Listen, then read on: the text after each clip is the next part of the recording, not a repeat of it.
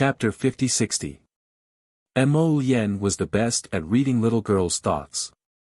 Ever since she was young, he could immediately understand the little fellow's small gaze. When he saw her current expression, he couldn't help but shake his head with a smile. Don't underestimate royal father.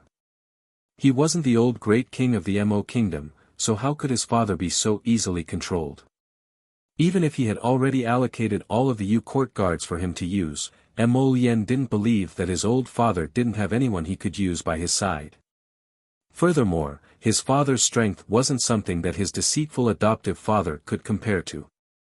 Even if the kingdom of Daluo had already secretly snuck into the palace, it was impossible for them to control everyone at the first moment. Don't dream of 1,000 years. We'll enter the city normally and observe the situation from the outside. Mo Lien curled his lips and couldn't help but sneer. If the city is filled with the kingdom of Daluo's people, then they will naturally find an opportunity to send a message to the palace. If they can't control the palace immediately, then they won't have that opportunity in the future. Most importantly, we have to carefully inspect the city to see if someone has set up a talisman matrix. Arbor quickly nodded when he heard this. Jojo's lotus was still the most considerate. There were many commoners in the city, so they shouldn't be harmed by the kingdom of Daluo's talisman matrices. Since they planned to enter the city normally, everyone followed the cue. Soon, Arbor noticed that the gazes of the people around them were a bit strange, especially the two women in front of them. They turned their heads several times and continuously sized her and Mo Lien up. At first, the little stoic didn't understand what was going on, but when she saw those women turn their heads several times to look at them, she suddenly had an epiphany. She lowered her head in a flash of inspiration and saw her husband holding her little chubby hand in a grand manner. The little crown princess expressionlessly pulled her hand away. Her current appearance especially resembled a rich woman who kept a gigolo. She wore a blue satin-lined jacket and a silver hairpin in her hair. But that didn't seem right. In order to match her status as a commoner in Wangzhuang town, she had disguised herself as a commoner when she mixed in with the crowd. Mo Lien, who was beside her, was dressed in a white robe and looked like an elegant young master. At a glance, one could tell that he was from a noble family. Was she a poor woman keeping a rich man as her mistress? Crash! This image was really enough. Arbor couldn't help but curse in his heart. If he had known that he wouldn't be able to recover, he wouldn't have used the transformation talisman. What are you looking at? Yuan Shichen snapped at the two women who were staring at them. Were they crazy? Why did they keep turning their heads to look at them instead of queuing properly? The two women muttered a few words and gave Arbor a strange look before turning their heads back. The little stoic was displeased on the inside. She lowered her head to look at her bucket-like waist and her thick and small arms and legs before harumphing indignantly. It's fine, husband likes it, Mo Lien said with a grin. Who cares what other people think? Let's go our own way. The venerable Peach Blossom Immortal rolled his eyes and couldn't help but curse in his heart. I beg you, stop trying to curry favor in front of Jojo all the time.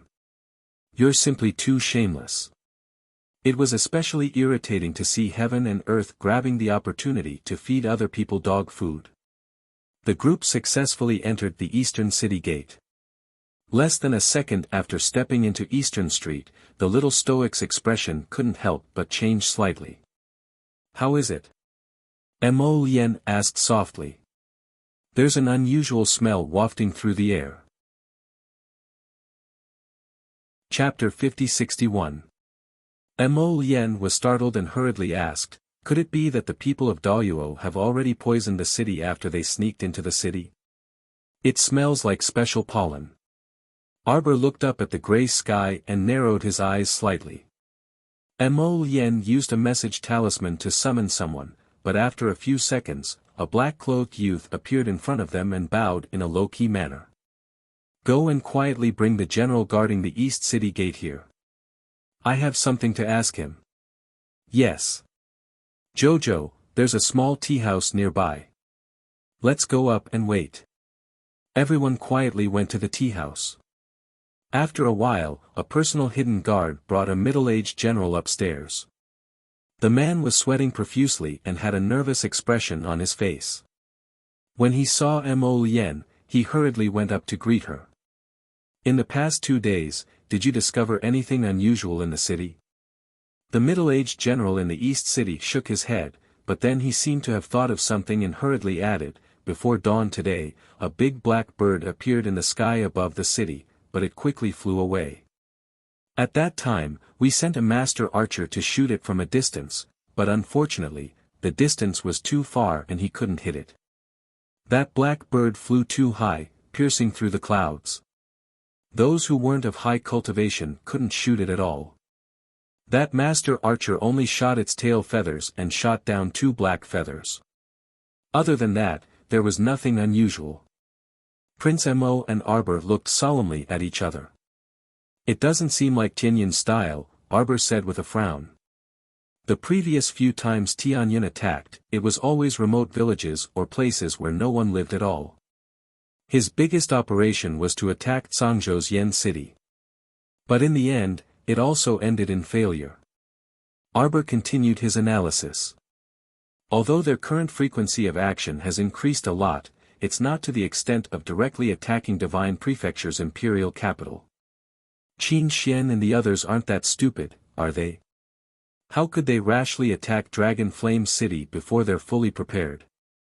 Mo Lien nodded. "I also feel that this is a bit strange.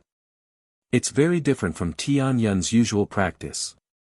The reason why Tianyun took down Jiuwei City Fortress before was because that place was originally ungoverned.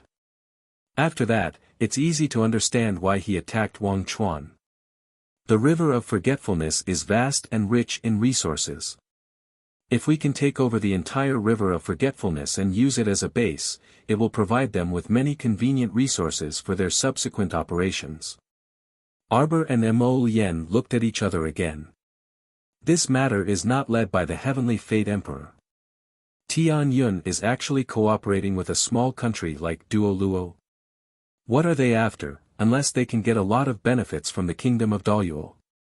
What kind of benefits could make Tianyun willing to do this favor and accept such an unreliable task? Your Mo clan has a long-standing grudge with that whatever Duoluo kingdom?"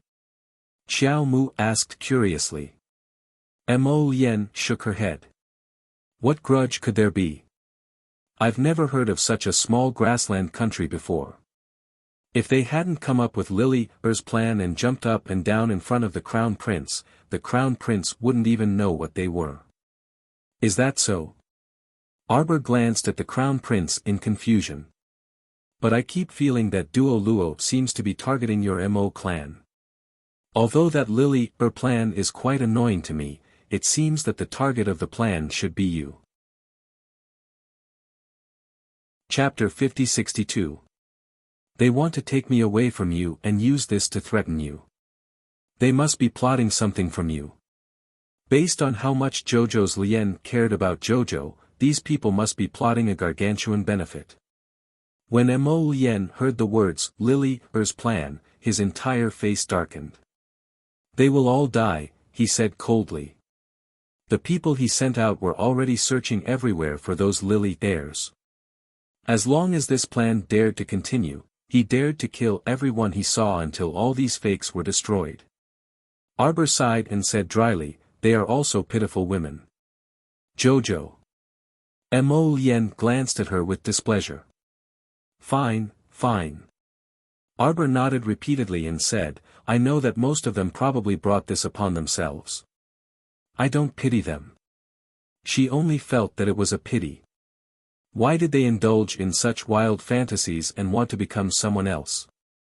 Wasn't it good to live their own lives? Before the plan was carried out, those Lily heirs already knew what kind of life they were about to face in the future. They willingly became this fake and wanted to replace Arbor. Their thinking was extremely naive and laughable. Furthermore, don't you think it's funny? Who did those Lily heirs meet? Arbor shook her head exasperatedly. They met that bipolar fellow Ming Yasi, found Duanyu, and even met Mo Lien. What kind of freaking excellent luck was this? Jojo. Mo Yen helplessly squeezed his wifey's hand. Let's not stray from the topic. Oh, right. Arbor nodded. Since the nightcap bird appeared in the eastern district, then the pollen smell I smelled in the city must have been spread by it. Now that we're in such a hurry, I also don't know what the nightcap bird spilled this time. Arbor clenched her small fists and lightly slapped the table. How about this? I'll first prescribe a few more types of antidote. Forget it, I'll spray it with all kinds of antidotes first. Alright. However, this city still needs to be under martial law for the next few days. Have the people from the patrol camp in the city strengthen their patrols. If they discover a sick person, they must immediately report it. Alright. Mo Yen nodded again and turned to look at the middle-aged general who was sweating profusely. That general had already understood the young Crown Prince Consort's intentions. Did the Crown Prince Consort mean that the large black bird that appeared before dawn this morning was sent by the Heavenly Fate Palace to scatter the medicinal powder? Go back. Be more vigilant these few days. 4 hours later, Arbor and Mo Yen used the transmission talisman formation multiple times and wandered around the entire inner city of Dragon Flame City. Fortunately, they were teleported out of the city twice, so they had no choice but to secretly turn back. Fortunately, after going back and forth, Arbor didn't find any traces of the people of Daluo setting up array glyphs. Instead, he studied the original Great City Protection Array of Dragon Flame City from inside out. The original Defender Array of Dragon Flame City was completed hundreds of years ago. Mo Yen said softly, every year, Father would send a special team of talisman masters to carry out talisman power transmission and maintenance. Although it has never been activated, the array glyphs are still intact. At this point, he lowered his head and glanced at his wifey. Jojo, isn't that right? On the way here, Arbor had studied the Defender Array of Dragon Flame City. It was indeed an extremely expensive defensive array from 100 years ago. Chapter 5063. The array disk was set up in the southwest of the palace, and the talisman power inside was also very abundant. The person who set up the array must be a heaven-level talisman master. And there might be more than one person. Dragon Flame City was huge. Without 3 heaven-level talisman masters, it would be impossible to set up such a large array in a month. Very good. Arbor nodded. There was really no need to worry about Dragon Flame City. Once the Defender Array was activated, even if 100,000 soldiers attacked the city from the outside, they would not be able to break it without 3 months. Arbor looked up at her husband. It's a very powerful multi-layered defensive array. There's really no need to worry. Mo Yen grinned and took his wife's hand. Since there's no big problem in the city, let's go back to the palace. The two had just returned to the tea house at the east gate when they saw a horse galloping toward them. At the entrance of the tea house, the person on the horse hurriedly dismounted, rushed forward, and bowed. Xiao Chu greets your highness. Mo Yen raised her eyebrows slightly and thought, my old father is really well informed. He got the news so quickly and knew that I was back. Xiao Chu was the chief palace maid by his side. She had been dutiful all these years. Before his mother woke up, she had been in charge of the affairs of the palace. Everyone thought that this chief palace maid would one day turn the tables and be conferred the title of consort by the emperor, but reality proved that she did not. His Majesty saw a golden dragon flying dozens of times above the imperial city and knew that your highness had returned. Your highness must have had a hard time going to the river of forgetfulness. His Majesty said that your highness should quickly enter the palace. Mo Yen knew that after letting Little Seven circle in the air dozens of times and sprinkle a dozen kinds of antidote powder, she knew that her whereabouts could not be hidden from some people's eyes. It seemed that nothing important had happened in the palace, so why did the Grand State Preceptor of Daluo send people to block them at Wangzhuangzhen? Arbor also did not understand and looked at her husband with a puzzled expression. Only now did Xiao Chu see that her crown prince was holding the hand of a small woman with short arms and legs. Whether it was their height, figure, or looks, the two of them were worlds apart. It was too eye-catching. Xiao Chu looked at Arbor with a strange expression, then looked at His Highness the Crown Prince. Before she could speak, Mo Yen calmly put his arm around his wife's waist and whispered, "Jojo, let's go to Imperial Father's place." Arbor was absolutely unwilling to enter the palace at this time. If Mo Yen's father saw his comical appearance, that guy might laugh for a year. No way. Arbor quickly waved his hand. Since there's nothing else with your father, I'll return to the Eastern Palace first. Mo Yen was secretly amused. Seeing that his wife was adamant about not going with him to see his old father, he could only nod helplessly. All right then. Jojo, go home first. I'll be back later. The outstanding talent glanced at Xiao Mu again with a strange expression. Jojo? Wasn't the crown princess called Jojo? She often heard the crown prince call her that. But the crown princess, she still not leaving? Mo Yen's indifferent gaze swept over Xiao Chu, causing the latter to quickly look away. Could it be that the crown princess went to Wangchuan and was secretly attacked by enemies? Was she framed and her image changed? She had also heard that the two of them seemed to have encountered many things in Wangchuan.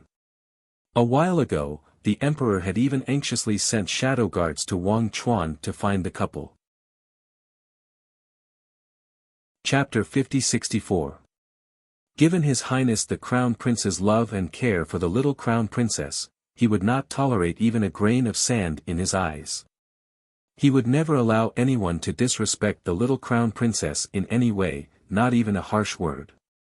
Therefore, her impudent and bold gaze must have angered His Highness the Crown Prince. Thinking of this, Xiao Chu couldn't help but feel a little shocked.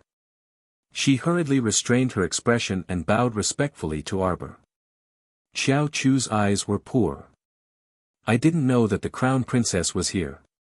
She quickly swept a glance at Arbor and hurriedly lowered her head. Arbor was very sharp and immediately caught the hint of surprise in this head palace maid's eyes. Yes, her current image was very bad, so it was natural for her to be surprised. However, Xiao Chu's surprise felt very strange.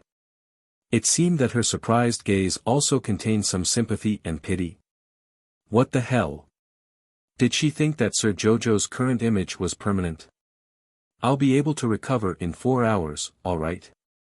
Sir Jojo, who had been pitted for no reason, was not in a good mood. Jojo. Mo Yen smiled and patted her head. Your husband will be back in 2 hours. Let's have dinner together. Arbor nodded and looked at his back as he rode away. Her brows furrowed slightly. Xiao Mu felt a bit strange, and her heart was a bit unsettled. Hence, she attributed this strange feeling to an omen. Her experience growing up told her that her intuition was very sharp. Little butterflies, follow His Highness into the palace to take a look. Arbor flicked her fingers. 2 black poison-tailed butterflies flapped their wings and quickly chased after Mo Yen. Is there something wrong with that woman? The venerable Peach Blossom Immortal walked to Arbor's side and asked in a low voice. Her eyes are clear and her complexion normal. She wasn't drugged or controlled. She wasn't under any puppet spell. Arbor shook her head. However, her intuition had always been accurate. She had a feeling that a storm was coming, as if something was about to happen. Arbor returned to the Eastern Palace. He first returned to the Star Domain to wash up and wash off the dust on his body. When he came out, he had just sat down at the table and asked Kai Xiu to bring him a cup of tea when he received an urgent message from Mo Yen. Jojo, quickly come to Imperial Mother's Morning Sunlight Palace. Xiao Mu abruptly jumped up from her stool and knocked over the tea beside her. There was an inexplicable sense of panic in her heart that she could not suppress. He hurriedly took a robe, put it on, and ran out of the room. Then, he saw a black shadow suddenly appear beside him and hurriedly cupped his fists. Crown Princess, His Highness has ordered this subordinate to bring the Crown Princess to Morning Sunlight Palace. What happened? Arbor pursed his lips and asked sternly. His Highness the Crown Prince finished talking with His Majesty and went to the Empress. The Empress said that she had invited your mother, the Crown Princess, to the palace for tonight's banquet and asked His Highness to stay for dinner. Who knows, when your mother entered the palace, she brought you along to pay respects to the Empress. What do you mean? Sir Jojo's heart could not help but fiercely shrink. The secret guard hurriedly said, It's what you think, Crown Princess. Your mother brought a fake into the palace. Xiao Mu only felt like the world was spinning. No wonder she felt that something was off everywhere. With the country of Daluo's weak power, it was impossible for them to make a move against the imperial palace. They found her mother. Chapter 50-65. No wonder her heart was palpitating earlier, feeling that something was about to happen. So it was because the people of the country of Duoluo had reached into her home first. Although the Qiao estate didn't have any guards on the surface, there were hidden guards in the dark, so this point was quite strange. How did that fake enter the door without alerting the hidden guards and deceive her mother? Although her mother's cultivation wasn't high, her daughter's personality had long been imprinted in her bones and blood after interacting with her for so many years. Arbor believed that her mother definitely wouldn't mistake her for someone else. Therefore, there was a high chance that this matter was even the hidden guards of the Qiao estate had probably fallen into some kind of trap. The hidden guards saw an extremely bloodthirsty and sinister smile on the little Crown Princess's face. Like a devil returning from hell, that pair of deformed little eyes emitted a sinister light and emitted endless ghost energy.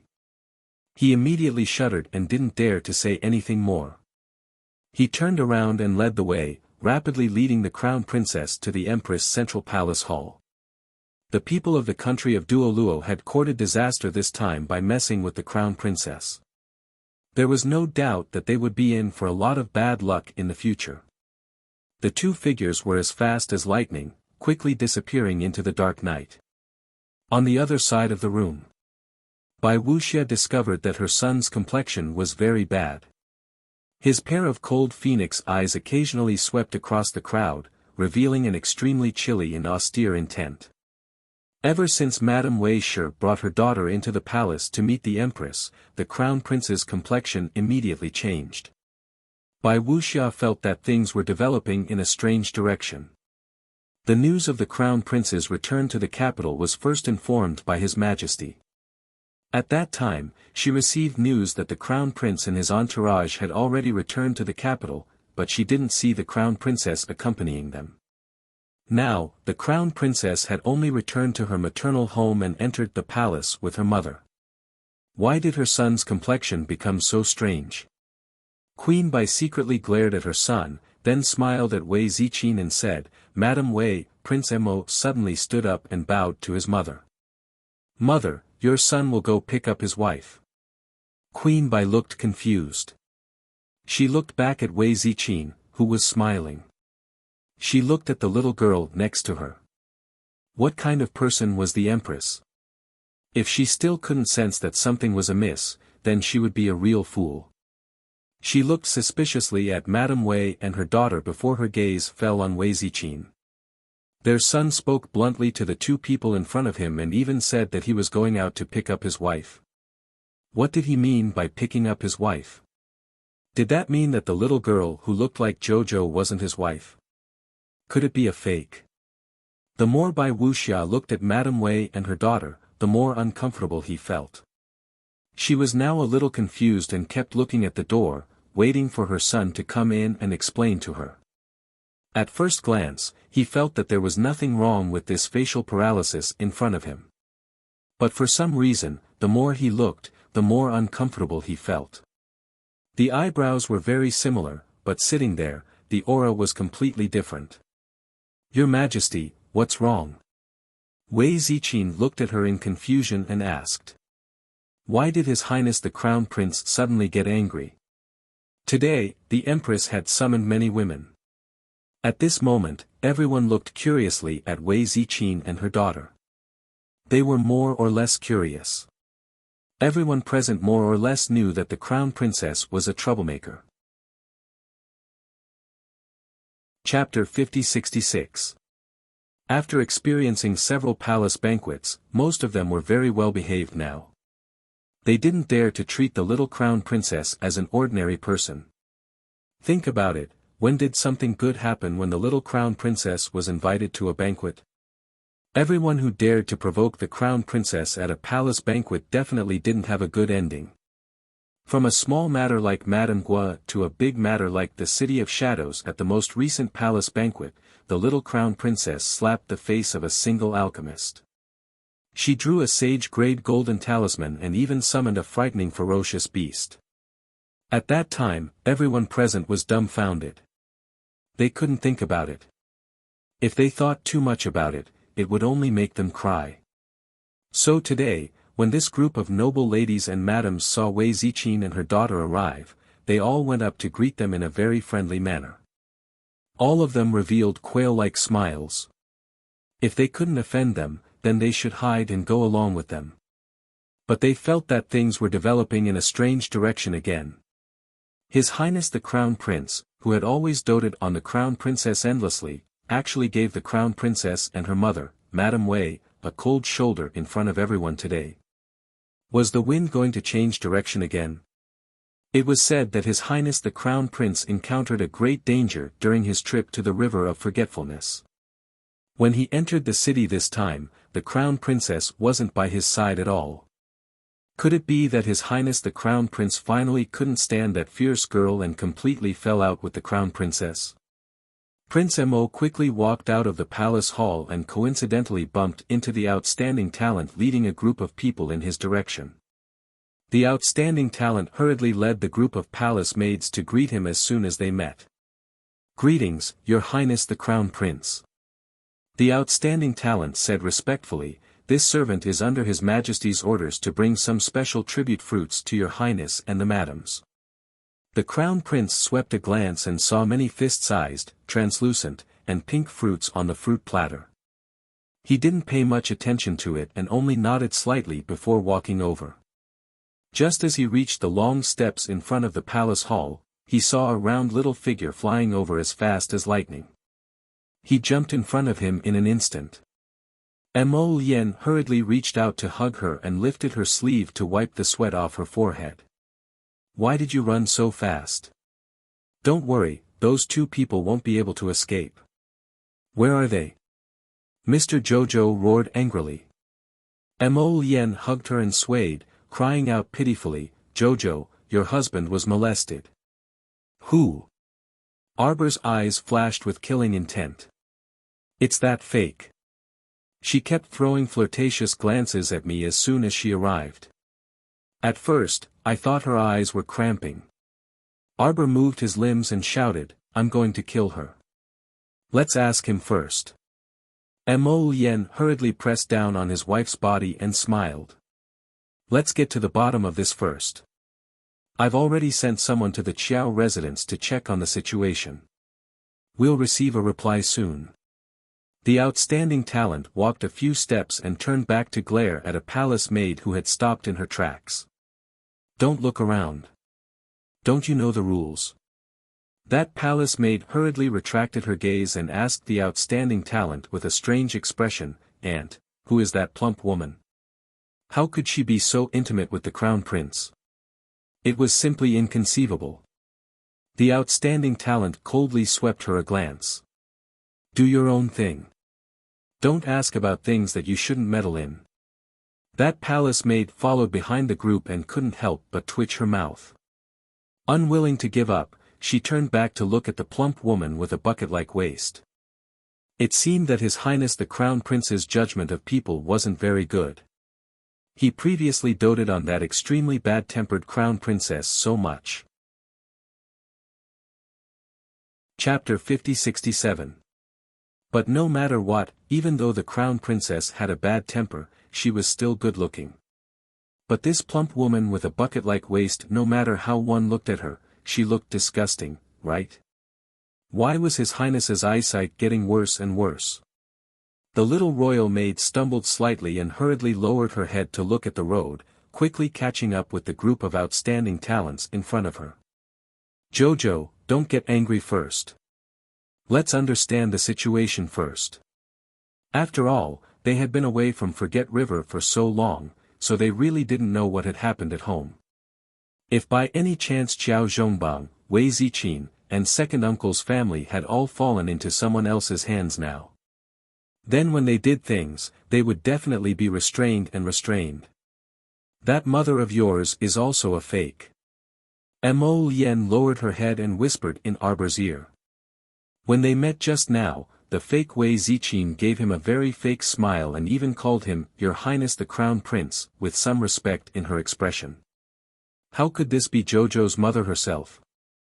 Jojo's parents and second uncle's family all called him Little Mo when they saw him. How could they call him, Your Highness the Crown Prince? Your Highness the Crown Prince, was what outsiders called him. How could his own people call him that? I'm worried about them. Arbor's expression was very ugly. Especially since Xiao Yao should be about to give birth soon. She didn't know how her family was doing now. Mo Lien gripped his wife's small hand tightly and deliberately said in a relaxed tone, When we were on Seacombe Planet, we had seen all kinds of storms. We could even resist the siege of the Shi family of China. I believe that our family will definitely be fine. Arbor nodded and quickened her pace, walking hand in hand with Mo Lien into the main hall. Along the way, Arbor was already used to those strange gazes. It was similar to how those aunties and big sisters at the city gate looked at her. It was just that the madams and misses present here had much more noble statuses. Arbor was already very calm.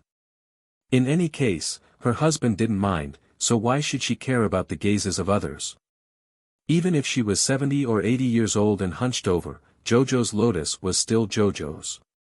Bai Wuxia looked up and saw the couple holding hands.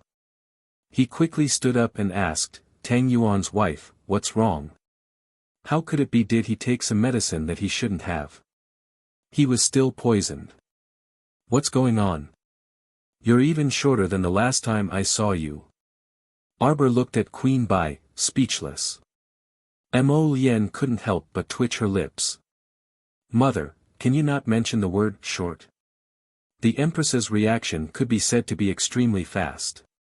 A strong desire to survive arose spontaneously.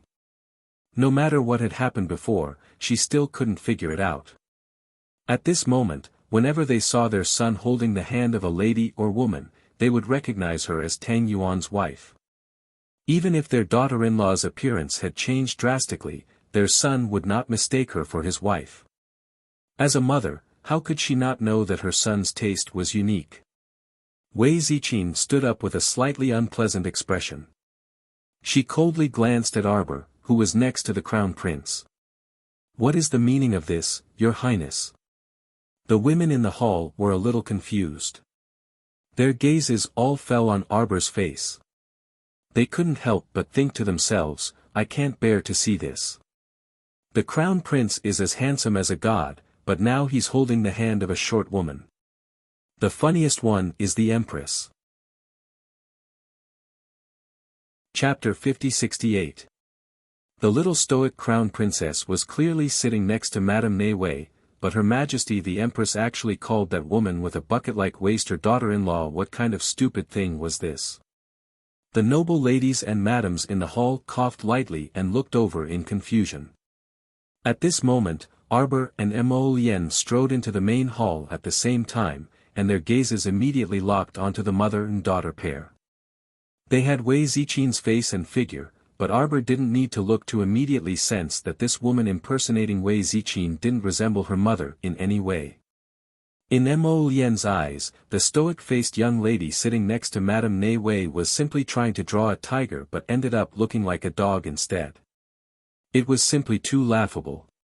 Jojo's adorably stoic face had been carved into the depths of his blood and bones since he was young, leaving an incomparably deep impression. Just based on this woman in front of him, she could pretend to be stoic just by putting on a stoic face. She was more like an idiot. She looked like an idiot and didn't seem to be quick-witted at all. His emotions were ignited at the slightest spark, and he was on the verge of exploding. Arbor suddenly felt Mo Yen's finger pressing down lightly on his palm. She forcibly suppressed the fury that was about to erupt and slowly suppressed it. Since this mother and daughter pair dared to enter the palace so openly, they must have something to rely on.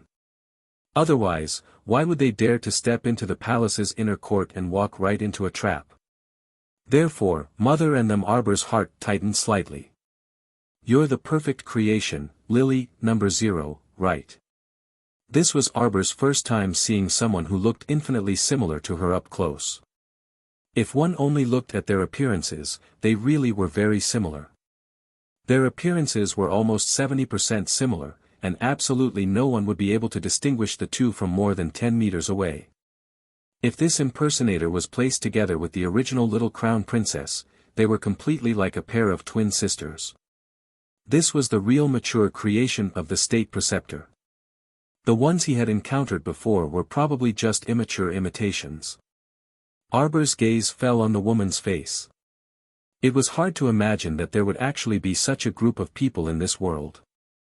They were unwilling to face their own lives and racked their brains just to imitate others. What was the meaning of a life that was replicated like this? The stoic-faced young lady beside Madame Wei hastily stood up uneasily and looked at Arbor in confusion. "Who are you?" "Everyone knows that the crown princess is a great talisman master. She is best at drawing talismans in the air. Give me one." Arbor looked at her indifferently and got straight to the point. Everyone had a baffled look on their faces. There were even a few nervous women who hurriedly got up and quickly called the servant girls and manservants beside them to move their tables and chairs to the back. What kind of joke was this?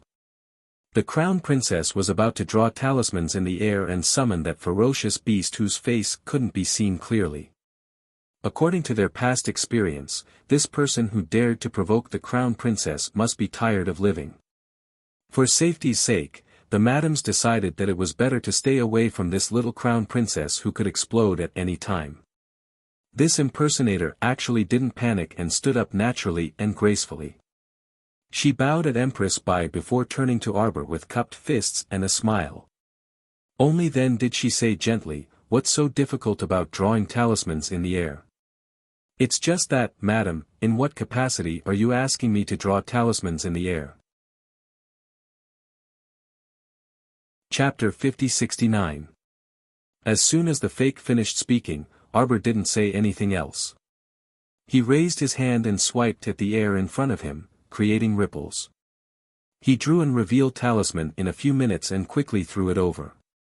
What was strange was that just as Arbor made this move, the fake opposite him also moved her hand very quickly. She copied him and drew a few lines in the air, as if she had learned it on the spot. Her movements were actually quite accurate. The fake also moved her finger and quickly drew a talisman in the air, which collided head-on with the revealed talisman that Arbor had flown over. Everyone saw the two void talismans collide in the air, creating a beautiful stream of light. The power of the talisman splashed everywhere and dissipated with a few whooshing sounds. The group of officials, madams, noble ladies, and laymen could only watch the commotion. They only saw the brilliant light in front of them and really couldn't see what was going on. However, they could clearly see that the little woman with a water bucket waist standing next to the crown prince didn't have any change in expression when she shot out a void talisman. However, the crown princess on the other side swayed a few times. It can't be who would believe that such a fierce person like the crown princess would actually be defeated in one move. Everyone glanced at the little pudgy Xiao Mu in bewilderment before looking at the slightly pale fake. They heard the slightly older Madame of Censor Jiang murmur in a low voice, "What we see may not be real. Could it be that the crown princess we see is actually an impostor? And the one that His Highness the Crown Prince led through the door is actually the real crown princess?" As soon as she said this, everyone seemed to have been enlightened and instantly sobered up a bit. A madam on the side quickly nodded and said, "No wonder that water bucket, cough, young madam. When she said this, she couldn't help but feel awkward. How should she address the woman with a water bucket waist at the door? She definitely didn't look young. Calling her young madam didn't seem appropriate. Calling her the crown princess, looking at that pair of mung bean eyes and that ordinary ugly face, she really couldn't bring herself to call her that. What kind of strange trick was this little crown princess up to? Why did she suddenly change her face and have to torment herself to look like a middle-aged woman? From the looks of it, His Highness the Crown Prince truly loved his wife. This little crown princess had already tormented herself into such an ugly state, but His Highness was still able to turn a blind eye to it. How great must he be to be able to do this? On Arbor's side, his eyes were slightly bright as he stared at the fake in front of him. There was a completely incomprehensible luster in his eyes. Your imitation is not bad. Arbor took 2 steps forward and suddenly became interested.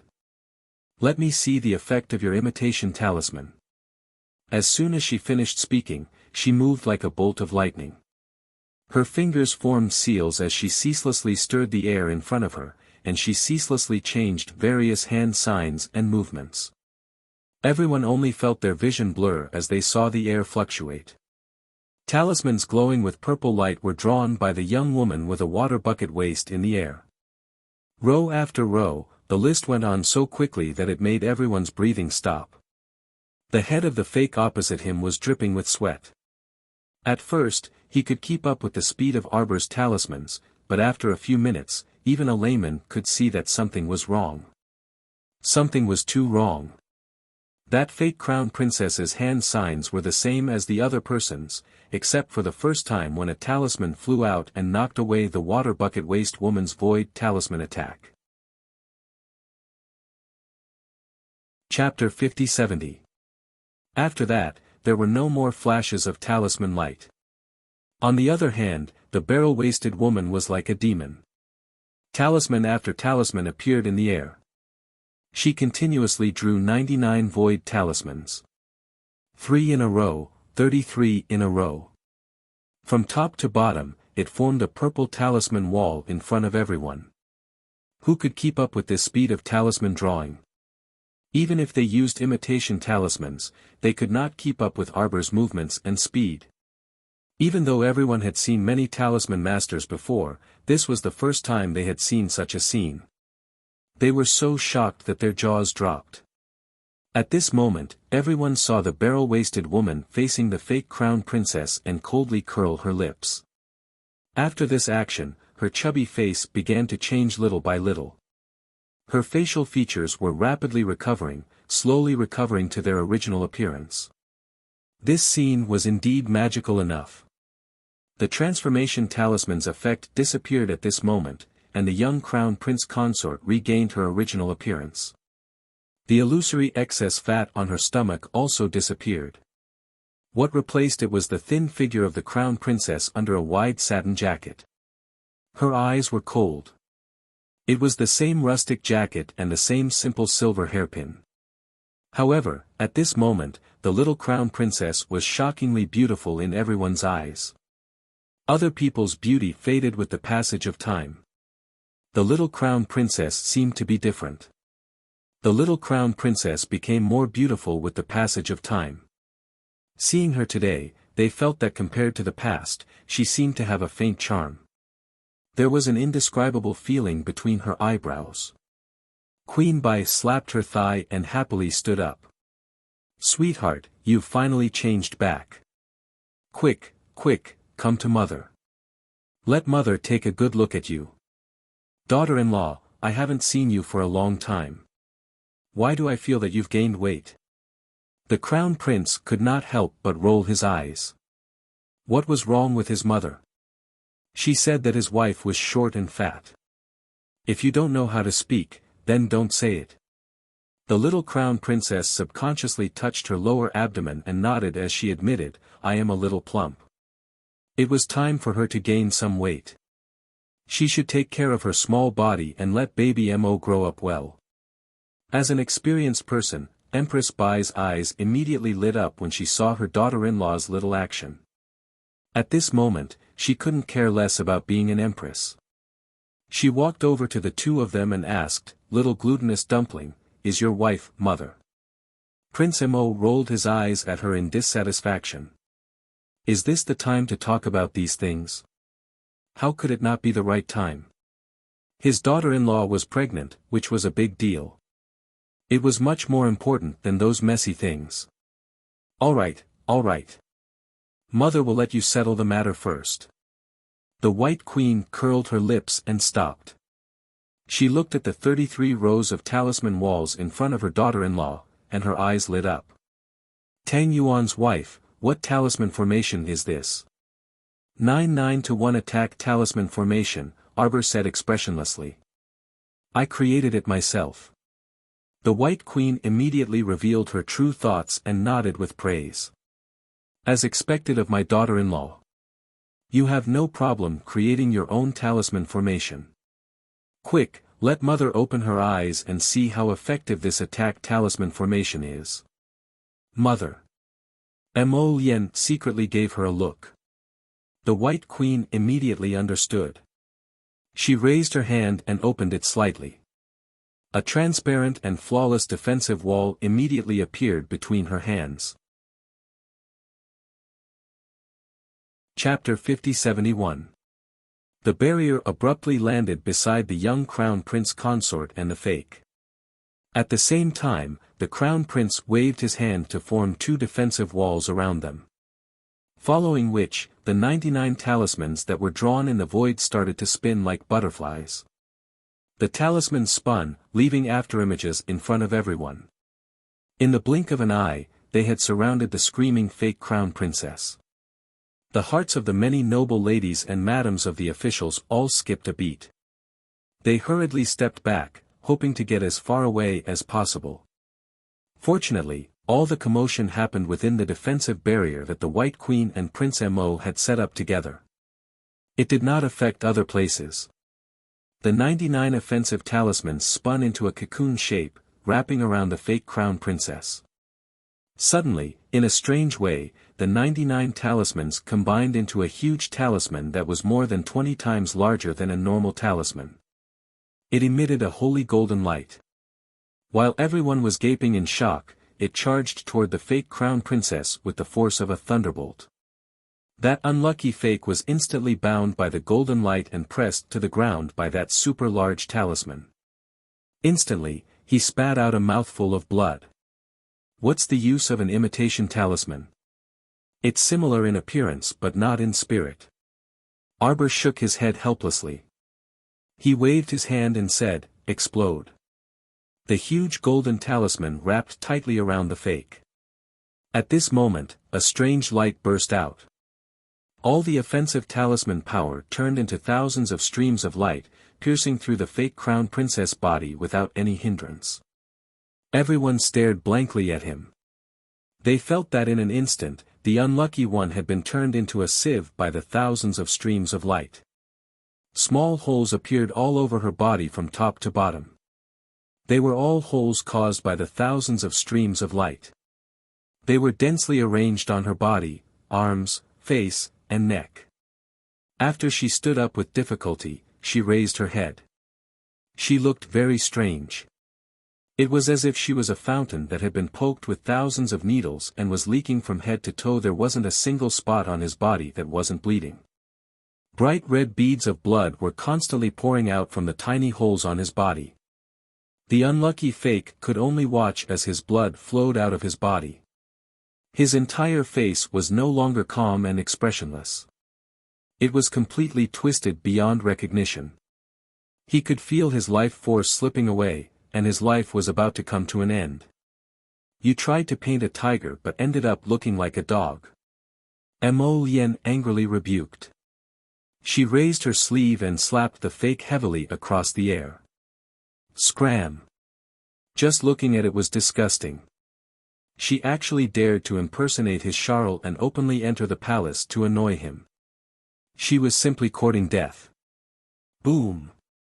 The fake Crown Prince Consort fell straight to the ground, sprawled out on all fours as her limbs drooped down weakly. Wuxia called out helplessly, "Quick, someone come and carry her out. Don't dirty this consort's newly laid carpet. So hateful. The empress walked over to her son and daughter-in-law and said with a smile, quick, come and tell mother about the important matters. Tang Yuan's wife, are you, report. At this moment, a secret guard from the palace rushed over. He knelt on one knee and said, reporting to the empress, Grand Concubine Fang's carriage has been surrounded by a large group of strange-faced harpies at the east gate. The empress' eyes narrowed dangerously. The Grand Concubine had indeed gone to Longting Temple to burn incense today. It was about time for her to return to the palace. She finally couldn't hold back anymore. Chapter 50-72 50824 Addendum, so that's what it was all about. Realization dawned on Queen Bai's face. She glanced at the impostor on the ground, and understanding flitted through her eyes. Your Majesty, Madame Wei is missing, a female official beside the Empress reminded her in a small voice. Queen Bai glanced and saw that Madame Wei was nowhere to be seen. She quickly looked at her son and daughter-in-law and grumbled, Madame Wei escaped. She got off too easy. Earlier, everyone's eyes were focused on the 99 void purple talismans that flew out of Arbor. They were so shocked that they couldn't recover their wits for a while. Thus, Madame Wei took advantage of this gap and quietly slipped out of the door. No one saw her. Arbor snorted disapprovingly. She can't escape. When Queen Bai heard this, she knew there was hope. She looked at Arbor with a curious expression. Daughter-in-law, what brilliant plan do you have? Quickly tell mother. Looking at her daughter-in-law's calm and stoic face, the Empress was dying of curiosity. I placed a tracking talisman on her. As long as she doesn't leave Dragon Flame City's range, I can receive feedback on her location at any time, the little stoic whispered to the Empress. Other than that, I also sent out tracking poison-tailed butterflies to follow her. She hasn't gone far. She's circling around the chrysanthemum garden outside your hall. Is that so? Then let's hurry over and catch her, Queen Bai said in a low voice. We can't let her escape like this. Since she dares to enter the palace so openly, she must have a plan and must have something to rely on. We can't lower our guard. There's no rush. Arbor tugged on the Empress' sleeve. I placed a talisman array there. She won't be able to leave anytime soon. Queen Bai quickly asked, daughter-in-law, when did you place a talisman array in the chrysanthemum garden? When I came, I placed a talisman array everywhere I passed. As long as I use my divine consciousness, the talisman array will activate. Queen Bai looked astonished. She glanced at her daughter-in-law and murmured, can mother ask how many talisman arrays you placed? Arbor blinked and tilted his head. I didn't count, but there are more than 20 rune arrays. White Queen was speechless. They're all trapping arrays. All of them.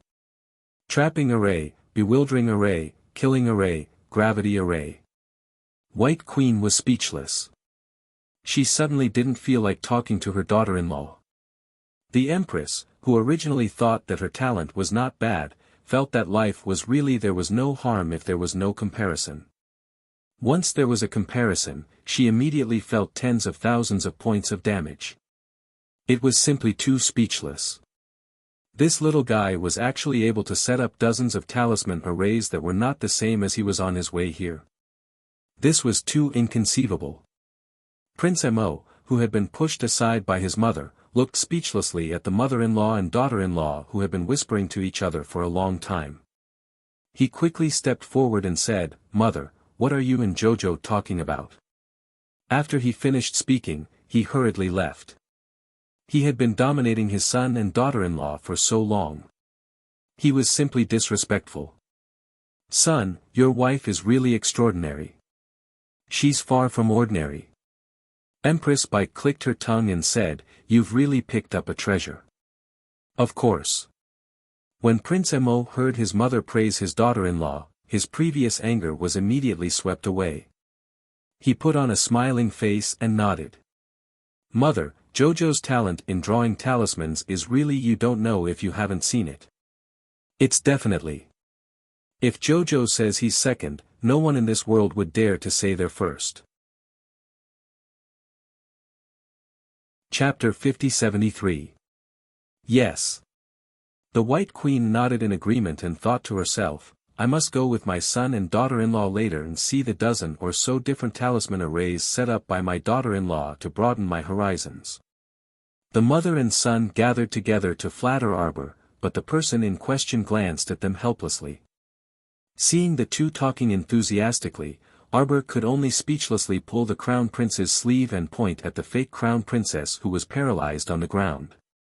Mo Lien glanced over from the corner of his eyes, only to see the fake lying on the ground suddenly move his limbs.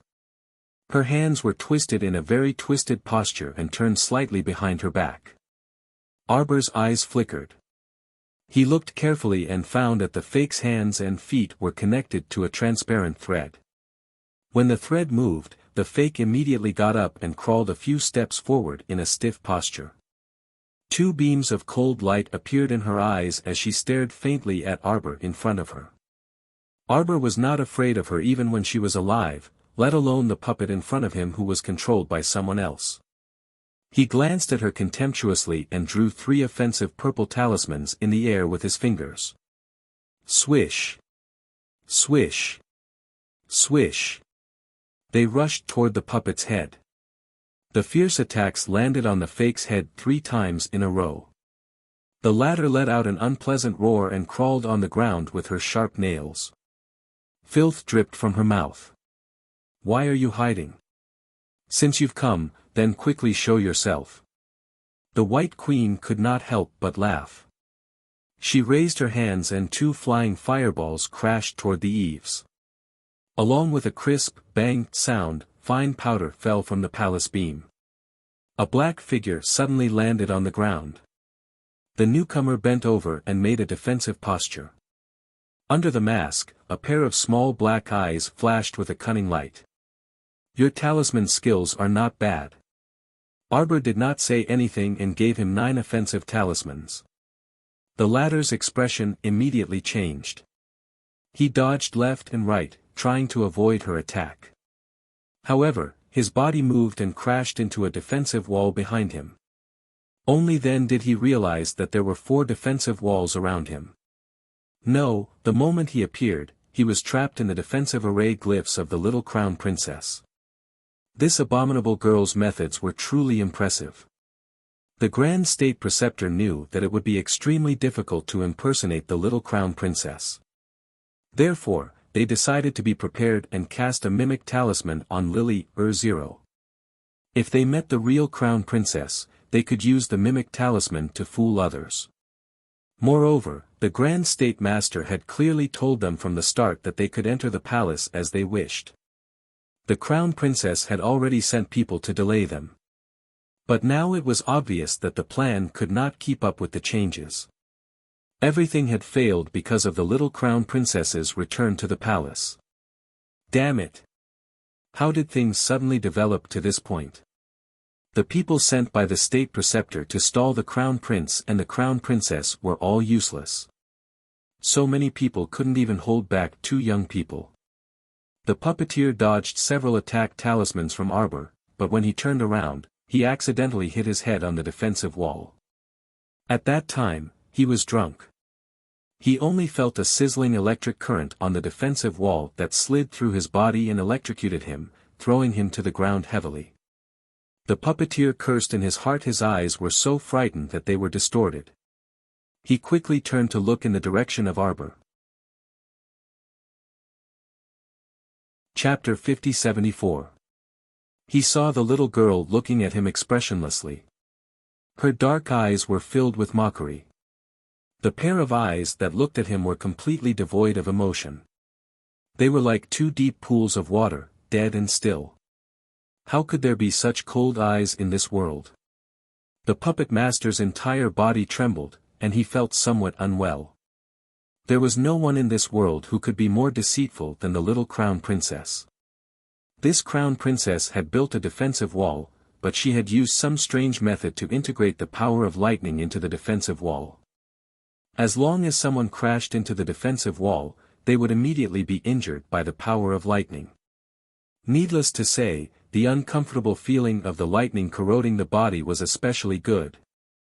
The puppet master had been caught off guard by the electric shock. Until now, his hands and feet were curled up like a shrimp. He was almost unable to speak. The White Queen looked as if she had discovered a new continent.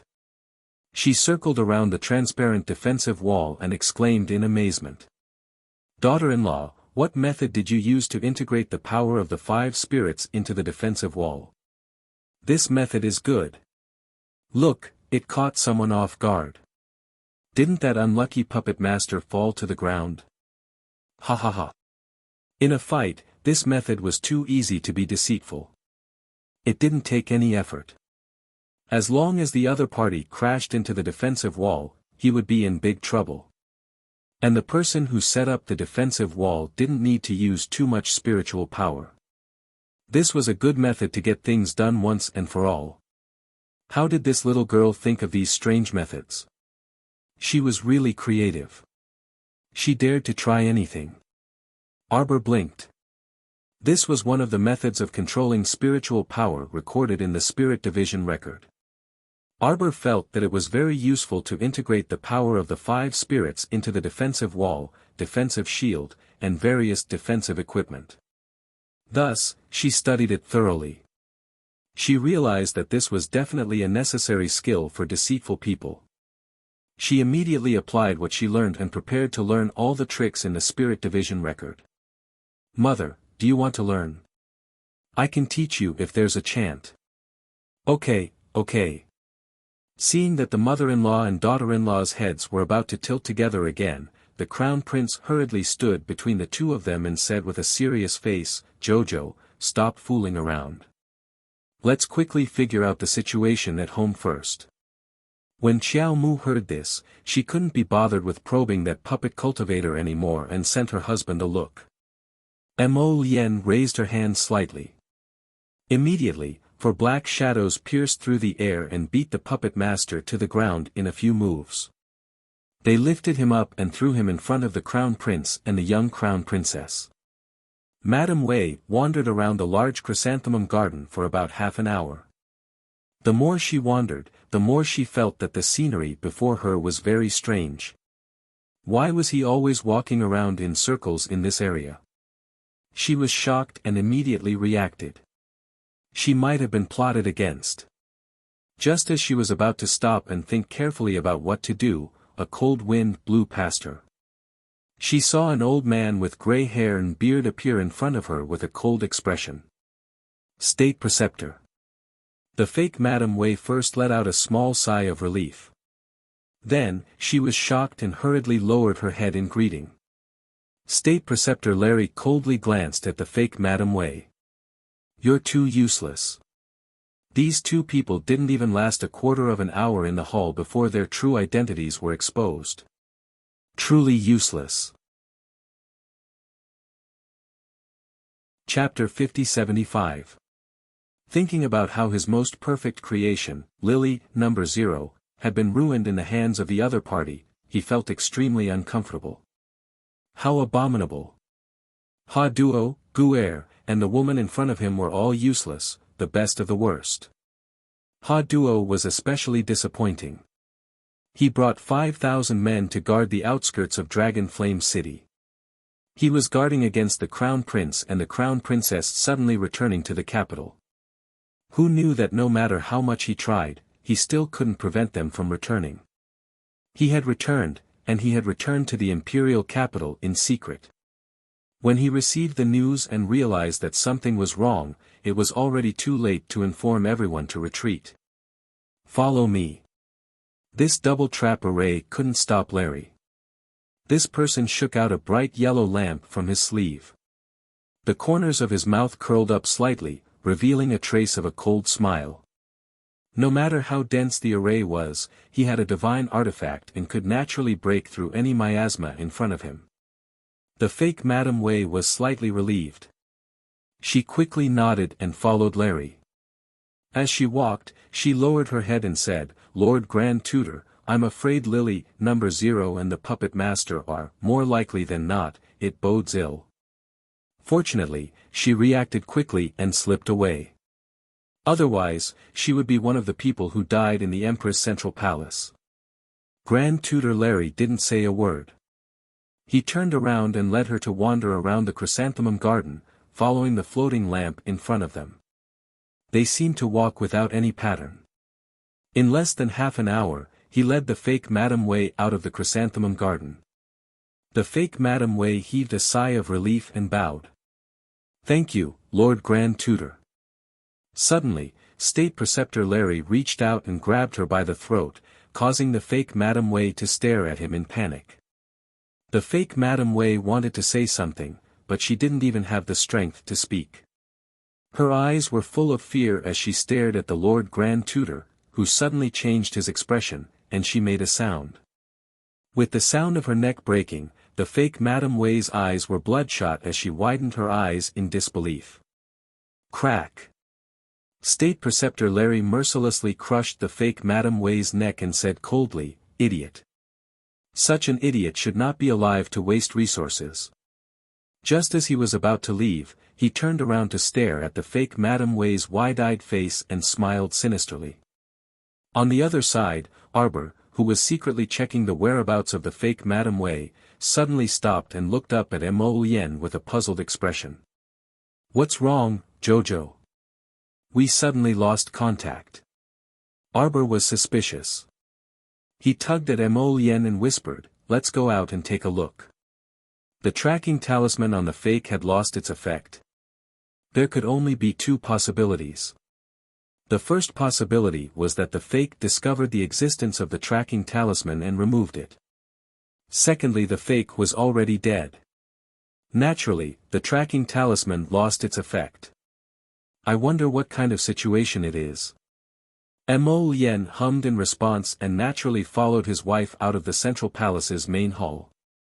Seeing this, Empress Bai hurriedly raised her feet to catch up with her son and daughter-in-law. She trotted all the way to catch up with them. "Huh?" Arbor couldn't help but let out a puzzled sound. Mo Lien sniffed around and looked around for a while before saying, "Jojo, someone used a divine artifact here." Chapter 5076. Arbor couldn't help but laugh. This fellow's nose was really sharp. She could even sniff out the scent of a divine weapon being used by someone else. "Did that fake walk out of your double confinement formation?" The White Empress couldn't resist asking. "Someone probably barged in and took her out." Arbor carefully sensed and confirmed this point. There were clearly two people's auras flowing in this formation. This meant that the fake was taken away by someone. A faint sneer appeared on Arbor's lips. Excellent. Then she wanted to see how many of her talisman formations this person's divine weapon could break. When she thought of this, a cold glint flitted through her eyes. Her thoughts turned at lightning speed, and her divine sense moved, activating all the talisman formations she set up along the way. It was fine if someone from the palace accidentally stepped into her talisman formations. With the current strength of her divine sense, she had no problems controlling talisman formations from a distance of 500 kilometers without harming any innocent people. As for the person who rashly barged into her talisman formations and took the fake out by activating the divine weapon, Arbor curled her lips coldly. You can only blame yourself for not taking the path to heaven and barging into hell when there was no door to hell. Arbor followed the traces left behind by the tracking talisman several hundred meters forward and discovered the fake Madame Nei Wei's wide-eyed body under a green plant. At first glance, everyone was shocked by the fake Madame Nei Wei's death. Her eyes were wide open and empty, as if she had seen something, and her mouth also gaped. She wanted to cry out as if she was caught off guard, but she still couldn't make a sound at the last moment of her life. Her death was incomparably miserable. Arbor only swept her a glance before turning her face away in disgust. Now, this fake Madame Nei Wei had revealed her true appearance. Her round and plump middle-aged woman's face didn't resemble her mother Madame Nei Wei in the slightest.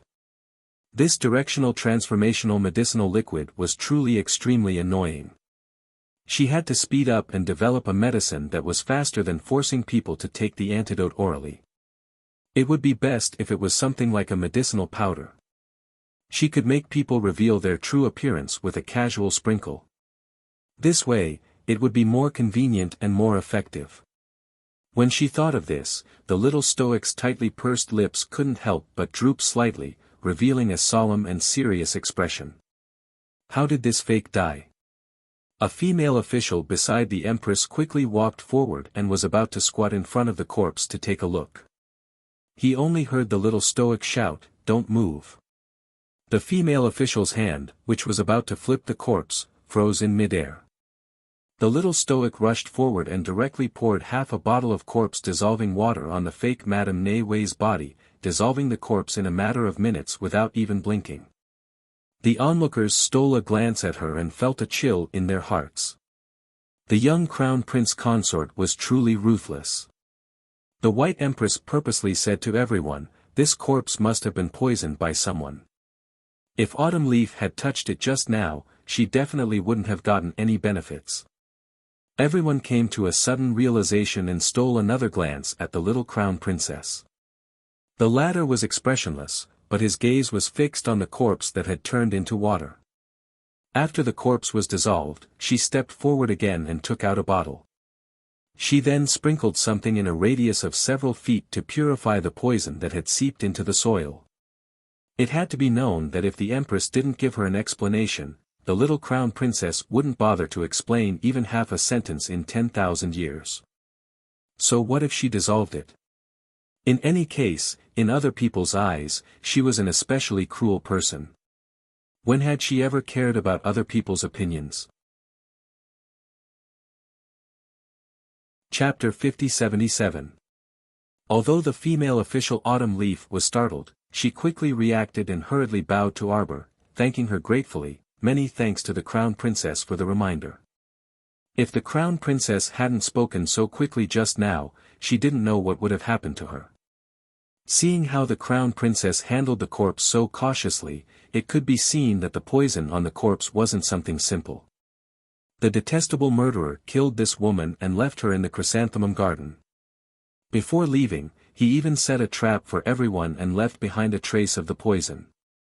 It was truly extremely sinister.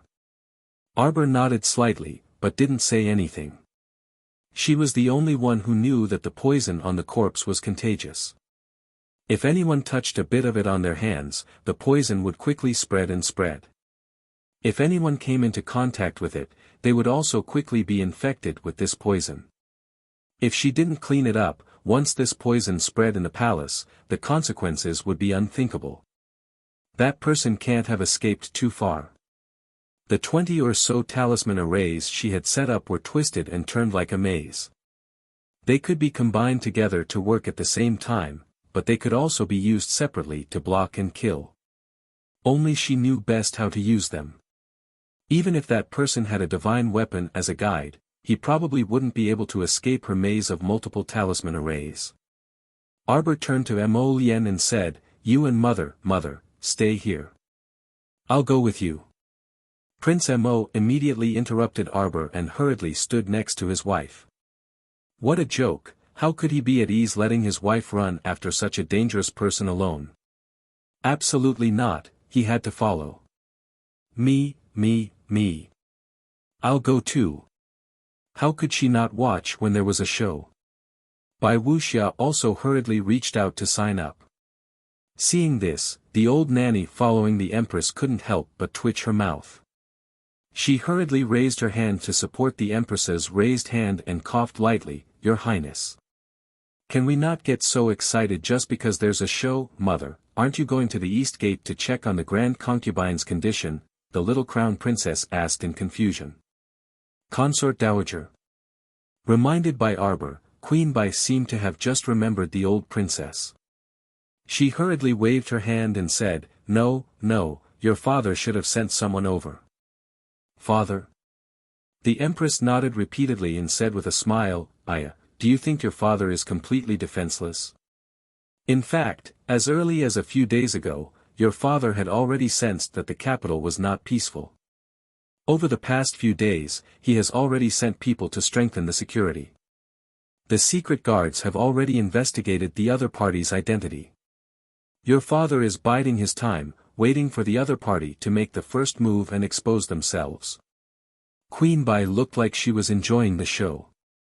Just now, I heard that the concubine dowager was in danger at the east gate. Only then did I know why these two fakes entered the palace. They must be here to create chaos and provide cover for others. Bai Wuxia snorted and said, she really has a good plan. Unfortunately, she is unlucky to have met her daughter-in-law as soon as she entered the palace. Not only did she meet the real person, but she was also killed by the real person with one hand. Of course, her fate was extremely bad. The Empress talked to herself for a while and suddenly glanced at her son and daughter-in-law. She saw that the young couple was looking at her with the same expression. She couldn't help but feel happy when she saw this. She smiled and asked, do you admire your father and mother? Chapter 50-78.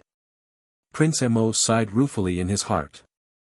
As expected, this biological father of his was truly much more reliable than the old great king of the Mo kingdom, His Highness the Crown Prince, who had been cleaning up after his adoptive father's messes for more than a decade, suddenly felt a bit idle. His biological father was truly capable, and he didn't need to worry too much about court affairs now. He also handled crisis situations quite well. Arbor couldn't help but sigh ruefully in his heart. He raised his small hand and patted Prince Mo's lapel. Pretty good. It was pretty good. Prince Mo thought that he finally didn't have to rush about and toil so hard in the future. He was also a child who could rely on his father. On the other side, Empress Bai held her daughter-in-law's hand and nagged, little glutinous dumpling's father has been so busy these past 2 days that I haven't seen him at all. I wanted to reprimand him, but now it looks like he didn't work for nothing. Glutinous dumpling's wife, let's go take a look at the person who fell into your talisman matrix first. Then, let's go to the east gate to see your father. When your father was young, he was extraordinarily valiant and could fend off 100 enemies alone. He was definitely an expert in battle. But he's not too bad now. Empress Bai glanced at her son with a grin. Son, you can't be thinking that your father and mother are still in the dark about the situation in the city, right? Your father and mother aren't old yet. At the very least, we can still support you juniors for 30 to 50 years. It's absolutely not a problem. Mo Lien couldn't help but laugh. She tugged her mother's hand and pretended to be obedient. Mother, how can 30 to 50 years be enough? At least several hundred years. You must support your son and daughter-in-law. The little stoic very much agreed with these words and nodded empathetically. Support. If father caused trouble for Jojo's lotus, then beat father. If the officials caused trouble for Jojo, then beat those old officials who didn't know what was good for them. When Her Majesty the Empress saw her stoic-faced daughter-in-law's expression, she couldn't help but burst into laughter. The old nanny serving beside her couldn't help but twitch the corners of her eyes. She coughed lightly and reminded, Your Highness, it's already been a quarter of an hour. You 3 women are chattering endlessly here. Do you still want to do something serious? The White Queen patted her thigh and quickly said, Yes, let's go and take a look. We still have to hurry to the East Gate to watch the show. The old nanny couldn't help but be speechless. She didn't even have the strength to ridicule Her Imperial Highness. Her temperament had remained the same for decades. Even after sleeping for so many years, she still hadn't changed at all. He would go wherever there was a commotion. The group of people followed Arbor out of the chrysanthemum garden and walked along the palace walls for about half an hour. Only then did they stop in a courtyard next to a painted corridor. It's such a remote place. White Queen looked around curiously. Jojo, are you sure it's here? Arbor nodded and waved her small hand at everyone. Then, she strode forward into that painted corridor. The group of people followed the little crown princess over. Sure enough, they didn't walk far before they saw a bearded, gray-haired elderly man with a drooping face. He was fiddling with a lamp in his hand. Arbor's small face was taut as she expressionlessly said, "No need to try. Do you think you can get out of the talisman matrix that I set up? You will definitely trigger the other talisman matrices if you walk out of the first double confinement matrix. Talisman matrices within talisman matrices, one set after another. Just 20 or so sets of talisman matrices that didn't overlap would exhaust people to death inside." Chapter 5079. No matter how powerful a godly artifact was, it couldn't withstand this kind of consumption. Sooner or later, it would run out of uses. Grand State Preceptor Larry was facing such an awkward situation. The guiding light had run out of uses, but he was still spinning around in an unknown rune array. Even if he used his godly power to bombard the surroundings, the godly power he used up would only merge into the endless void. It was like punching into a pile of cotton.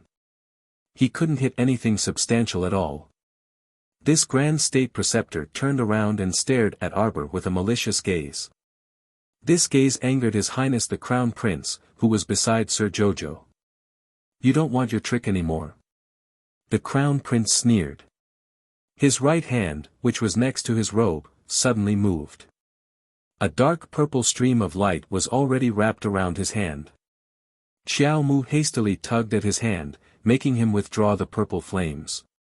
"You're that Grand State Preceptor Lila," Arbor said with a cold expression. "I didn't expect you to enter the Imperial Palace alone. Lila, I don't know if I should praise you for your courage or say that you're stupid. Do you think you're very secretive?" "Stupid." Mo Yen was speechless. His wife had called this Grand Preceptor's name wrong twice in a row. He was too embarrassed to open his mouth and remind his wife that she called his name wrong. Moreover, he kept saying that the other party was stupid. Anyone who heard this would fly into a rage. Prince Mo sneaked a glance at Grand State Preceptor Larry's face. As expected, his face was as black as charcoal. "Stupid girl, how dare you!" Grand State Preceptor Larry roared. His entire body was so tense that he could shoot out in an instant. Like an arrow on a bow, he could charge toward Arbor at any time. "Husband!" Sir Jojo raised a pair of big black eyes and stared at him defensively. Her instinctive reaction was to summon her husband. Mo Yen's mouth twitched as he facepalmed. Before his brain could make a judgment, his body had already flashed very honestly, and he flew over by himself. He landed in front of State Preceptor Larry with a whoosh like a bolt of black fire as fast as lightning. The Grand State Preceptor probably didn't expect that the other party would be so immoral as to attack immediately. This guy didn't have time to defend himself, and a cluster of black flames almost burned the tip of his nose. He was so shocked that he broke out in a cold sweat, and his body stiffly fell backward. He fell quickly and fiercely. As a result, he landed solidly on the ground with a bang.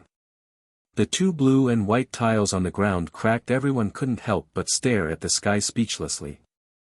This Grand State Preceptor was too unlucky to have met such a fiendish couple. Today, he would definitely not be able to get over it. Grand State Preceptor Larry rolled on the ground and was about to stand up. Crown Prince Mo expressionlessly flung out a dozen talismans at him. However, with a burst of bone-cracking sounds, this unlucky State Preceptor was unable to straighten his body. Like a carp doing a somersault. Instead, it was as if all the bones in his body had been crushed. Every part of his body was in excruciating pain. Arbor's eyes lit up. The speed at which her husband threw the gravity talisman was too fast, and his gesture was too cool. Just as this Lila was about to stand up, he was smashed by the gravity talisman. The force of the impact collided with the force of the gravity talisman. The timing was just right. This unlucky State Preceptor's body should have been crushed by the force of the collision. "Idiot!" Arbor scolded crisply. She walked over to Mo Lien's side and said, "Search." Chapter 50-80. She didn't want to waste time with this person, so she directly searched his soul to see what kind of plan the kingdom of Daliuo had. Did they capture the people of the Qiao residence?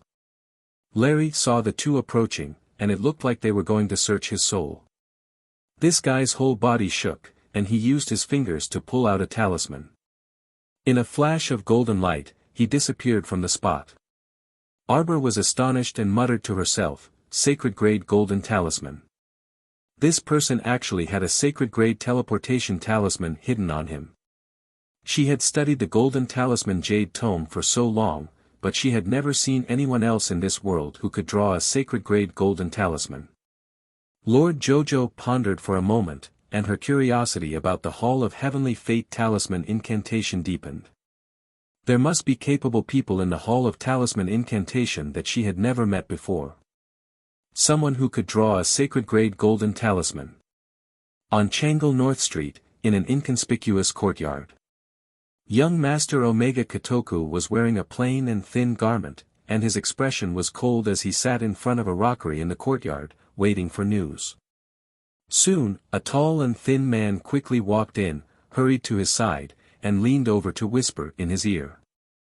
The second young master frowned and nodded indifferently. "Do as I say." "Yes, young master." The tall and thin man, Fei Zhuang, flashed and disappeared from the courtyard. Dugu Ling jumped down from the eaves and lazily tilted his head with a smile. "I can't figure it out." "What can't you figure it out?" Young Master Omega Kotoku grumpily retorted. He was very irritated and didn't want to waste time with people. "I can't figure it out." "Aren't you also tired of seeing that Lily Air Zero? Why are you still helping them? Moreover, since the plan failed, it means that the people of Daliuo have no value. Why are you still escorting them out of the capital?" The second young master coldly said, "Do you know who the king of Daliuo is?" Dugu Ling shook his head. "I don't know." Actually, he wasn't that curious. It didn't matter if he knew or not. In any case, this country of Daliuo probably had nothing to do with him. Omega Kotoku did not continue speaking. He only glanced sideways at him. "What are you waiting for?" "All right." Dugu Ling nodded helplessly. "All right, I won't ask you why, but sigh." He clearly wanted to get closer, but no matter what he did, he kept pushing her away. It seemed like he was pushing her further and further away. Moreover, now that the little girl knew about the second young master's identity, there was bound to be no result. Ever since he had returned from the River of Forgetfulness, the second young master had always been on the verge of exploding. He was like a walking volcano, and no matter who he saw, he was extremely displeasing to the eye. Even the eldest young master couldn't stand his bad temper and found an excuse to slip away. The kingdom of Daliuo was beaten by the Tsang prefecture's troops and horses. They fled from the grassland to the second young master's place. Ling clearly saw a trace of killing intent in second young master's eyes at that moment, but Ling did not know why he would help them. Second young master had a stubborn temperament and was a stubborn person. He must have his reasons for doing so. He flashed out of the courtyard, but before he could take 2 steps, he was blocked by a man in plain clothes. Eldest young master." Dugu Ling looked at Qin Xian with a puzzled expression. Eldest young master was deliberately waiting for him at this corner. "Don't meddle in Daliuo's affairs." Chapter 50-81. When I came, I saw notices posted all over the streets to capture the fugitives from the state of Duo Luo. Eldest young Master Qin looked calmly at Dugu Ling. "The entire city has been sealed off. That guy Mo Lian is personally leading a group of the capital's elite troops as they traverse the streets and alleys to capture this group of people." At this point, the eldest young master couldn't help but get angry. From the looks of it, that guy Mo Lian was truly a hypocrite. He was more adept at using insidious methods than anyone else. That guy had ordered people to set up testing talisman arrays all around the city gates. Anyone entering or leaving would have to pass through the talisman arrays. There wouldn't be any problem if an ordinary person walked through, but if an expert above the god realm passed by, those lousy talisman arrays would immediately beep incessantly. How would the eldest young master know so many things after entering the city? As soon as he floated through the talisman arrays, a fucking string of guards would run after him while brandishing their machetes. They would yell and call for nearby brothers to surround and intercept him. He was chased all over the streets by several hundred guards and almost didn't make it back. What a fucking scam. Was there anyone else like him? So what if they were God realm cultivators? There were plenty of cultivators above the God realm in Dragon Flame City. Did they have to capture and investigate every single one of them? That was simply insane. Those remaining trash from the state of Duo Luo are no longer of any use. It's only a matter of time before they are found, the eldest young master said indifferently. You won't gain anything by interfering. Dugu Ling was silent after hearing eldest young master Qin's analysis. Eldest young master Qin sighed and said, You still don't understand. Perhaps the emperor of the divine prefecture had already investigated the identities of those people from the state of Duo Luo from the very beginning. He was only waiting for this bunch of idiots to walk right into his trap. And we actually helped the great emperor. Although they didn't want to admit it, reality proved that they had stupidly walked right into the emperor's trap. Many thanks to eldest young master for the reminder.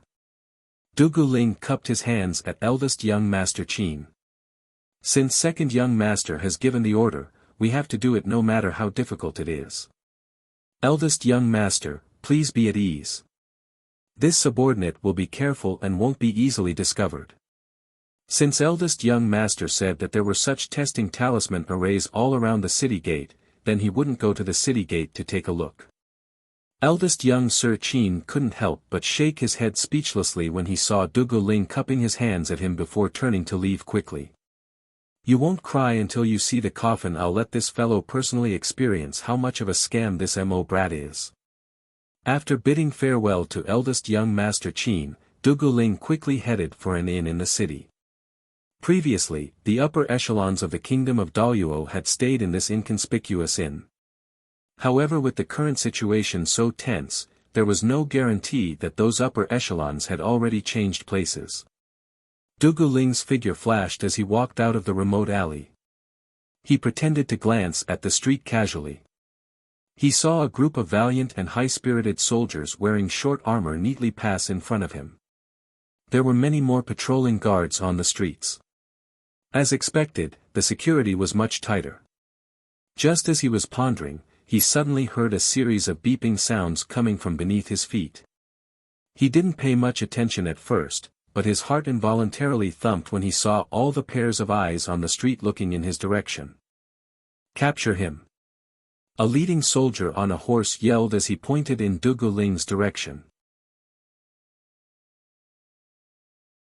Chapter 5082. Dugu Ling felt as if 10,000 horses were galloping across his mind. Before his brain could even react, his body had already started to run away. In an instant, many guards appeared from all over the streets and alleys. They held spears and swords in their hands as they yelled and chased after him. Dugu Ling's jaw almost dropped to the ground. He saw the commoners, who were used to this sight, squat to the sides of the road with their hands on their heads, allowing the group of soldiers to chase after others. Occasionally, they would look up and roll their eyes in disdain. It was as if this scene happened every day, and the commoners were already used to it. Dugu Ling cursed in his heart as he dashed up the tree and leaped onto the roof in a few leaps. What was even worse was that there were quite a few young faces on the eaves. They were holding a broken net in their hands and were trying to outflank him from all sides. You motherfuckers, Dugu Ling had just started cursing when he saw 4 or 5 nets coming towards him. He didn't even have time to say anything and quickly jumped behind the eaves. He jumped and fled into the back alley. There are no signs of fighting in the Qiao residence. Clearly, the fake goods didn't alert anyone when they moved in. The 8 hidden guards arranged in the Qiao residence also disappeared at the same time. Tong stood in front of the young crown princess with his head lowered and reported everything to her. This subordinate has checked the traces. The crown princess family didn't leave behind any signs of being kidnapped. It seems like. Tong's voice paused. He looked up slightly and saw Arbor looking at him. He quickly lowered his head and didn't dare to meet his gaze. He quickly said in a low voice, "Master and Madam's family seems to have left the Qiao residence on their own." Arbor frowned and opened a brocade box in his hand. He looked at the wooden tablets in the box, and his expression relaxed. In the middle of each tablet, there was a faint flame burning as if it was embedded in the tablet. It pulsed with a strong vitality. These were the life lanterns of Qiao Zhongbang, his younger brother, sister, and second uncle's family in the Qiao residence. Now that the life lanterns were safe and sound and even had a strong vitality, it was clear that his parents weren't in danger. What the hell is going on? Jojo was puzzled. Crown Princess. A clear and loud voice came from the window. The young Crown Prince Consort looked over without batting an eyelid. There were only a few people who liked to poke their heads out of the window. Staying up late, having midnight snacks, and so on, all of them had this hobby in habit. Sure enough, not long after, Aoye's big head swayed outside the window. His bright smile was dazzling. "I've investigated it thoroughly. Crown Princess, don't be anxious. His Highness said that he will tell you personally when he returns later. Master, Madam, and Second Master's family are very safe. Xiao Yao gave birth to a boy successfully last night. Master, Madam, and the others are very happy." "Really?" Arbor's eyes brightened, and a smile appeared on the little stoic's face. The large rock in her heart finally fell heavily. Yeah. Aoye nodded his big head repeatedly and said with a grin, "His Highness told this subordinate to inform you personally when he returns so that you won't think too much. His Highness also said that Crown Princess's trap, testing talisman matrix is especially useful. He placed one in every street and alley, and as long as it beeps, he can immediately arrest someone. Also, that net specially used to trap divine realm cultivators is especially useful." Chapter 5083. That's a divine weapon invented by your Crown Prince. It specializes in tricking cultivators above God level, Arbor said expressionlessly, catching God level cultivators off guard and trapping them. "It wasn't me who took it out. It's not like all the tricking was done by this Crown Princess, humph."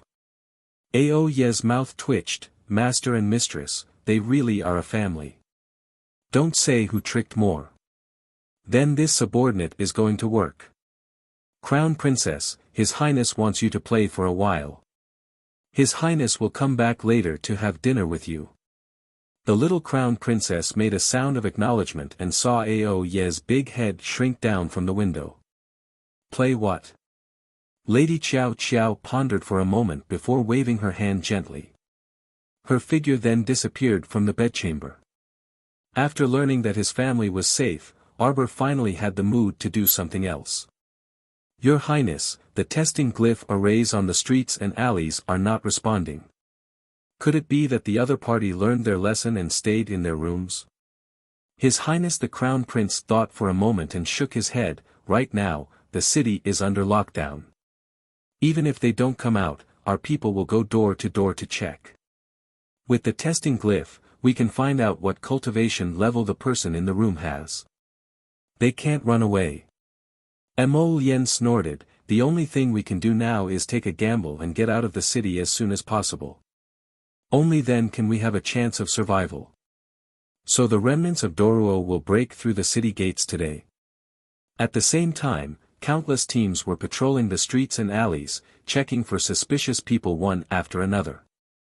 In a private room on the second floor of the overflowing fragrance garden, the curtain on the window was lifted slightly and put down in less than a second. Cough, cough. Heavy coughs were suppressed by that person's handkerchief, making muffled sounds. Master. The man coughed a few times and raised his face slightly, waving his hand at his subordinate. It was a very old face. Under the gray hair was a pair of tired eyes that were bloodshot. He looked like he had not rested for several nights. The subordinate used a black cloth to cover half of his face, only revealing a circle of pockmarks under his eyes, as if his skin had been burned by fire. After so many years, I didn't expect, the gray-haired old man let out a long sigh. He is even more ruthless and decisive than before. I didn't lose to him, the old man said calmly. I only lost to the power in his hands. If he had such a large force, he could also suppress that person and make it difficult for him to continue living. However, he didn't. Some things, once lost, were gone. No matter how much one fought for them in the future, they couldn't be regained. The old man sighed in response. The subordinate hurriedly reminded, Master, the most important thing right now is to get out of the city as soon as possible. Right now, everyone in the city is looking for us. The longer we stay in the city, the more dangerous it will be. Their plan had failed. Originally, they had sent people to mix in with Consort Dowager Chen's caravan returning to the palace. Who knew that they would be stopped at the east gate and their identities would be exposed on the spot? Even though they had decisively taken Consort Dowager hostage and fought for a chance of survival for themselves, protecting their master and escaping, their brothers had suffered countless casualties along the way. After being chased and killed all the way, they had just counted the number of people. Of the original 3,000 people, only 300 were left.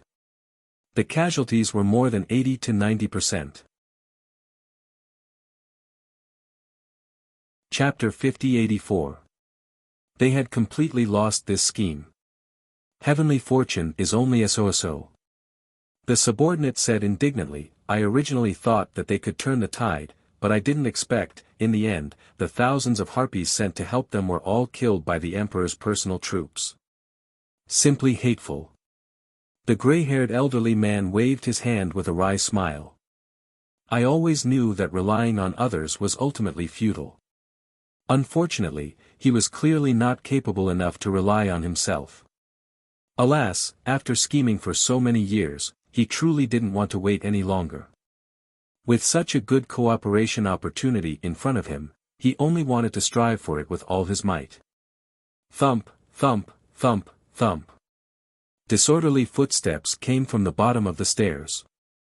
Accompanied by the madam's unique shriek, Aya, esteemed officials, how can our overflowing fragrance garden harbor filth? Everyone, lighten your footsteps. Our garden's ladies have been tired from the entire night and are currently resting, hee. The black-masked subordinate's expression abruptly darkened, and his hand reflexively stroked the hilt of a saber at his waist. Afternoon.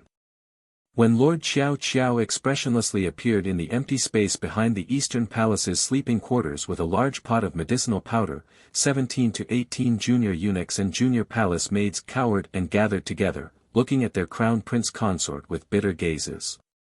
Assemble. Kai Chi stood on the side and waved the silk handkerchief in her hand, directing everyone to stand in line. The junior eunuchs and junior royal maids bitterly lowered their heads to glance at the medicinal bottles in their hands, extremely hesitant. Kai Xiu speechlessly twitched her mouth and coughed lightly, saying, the crown princess naturally won't harm us servants. Drink it all. Right.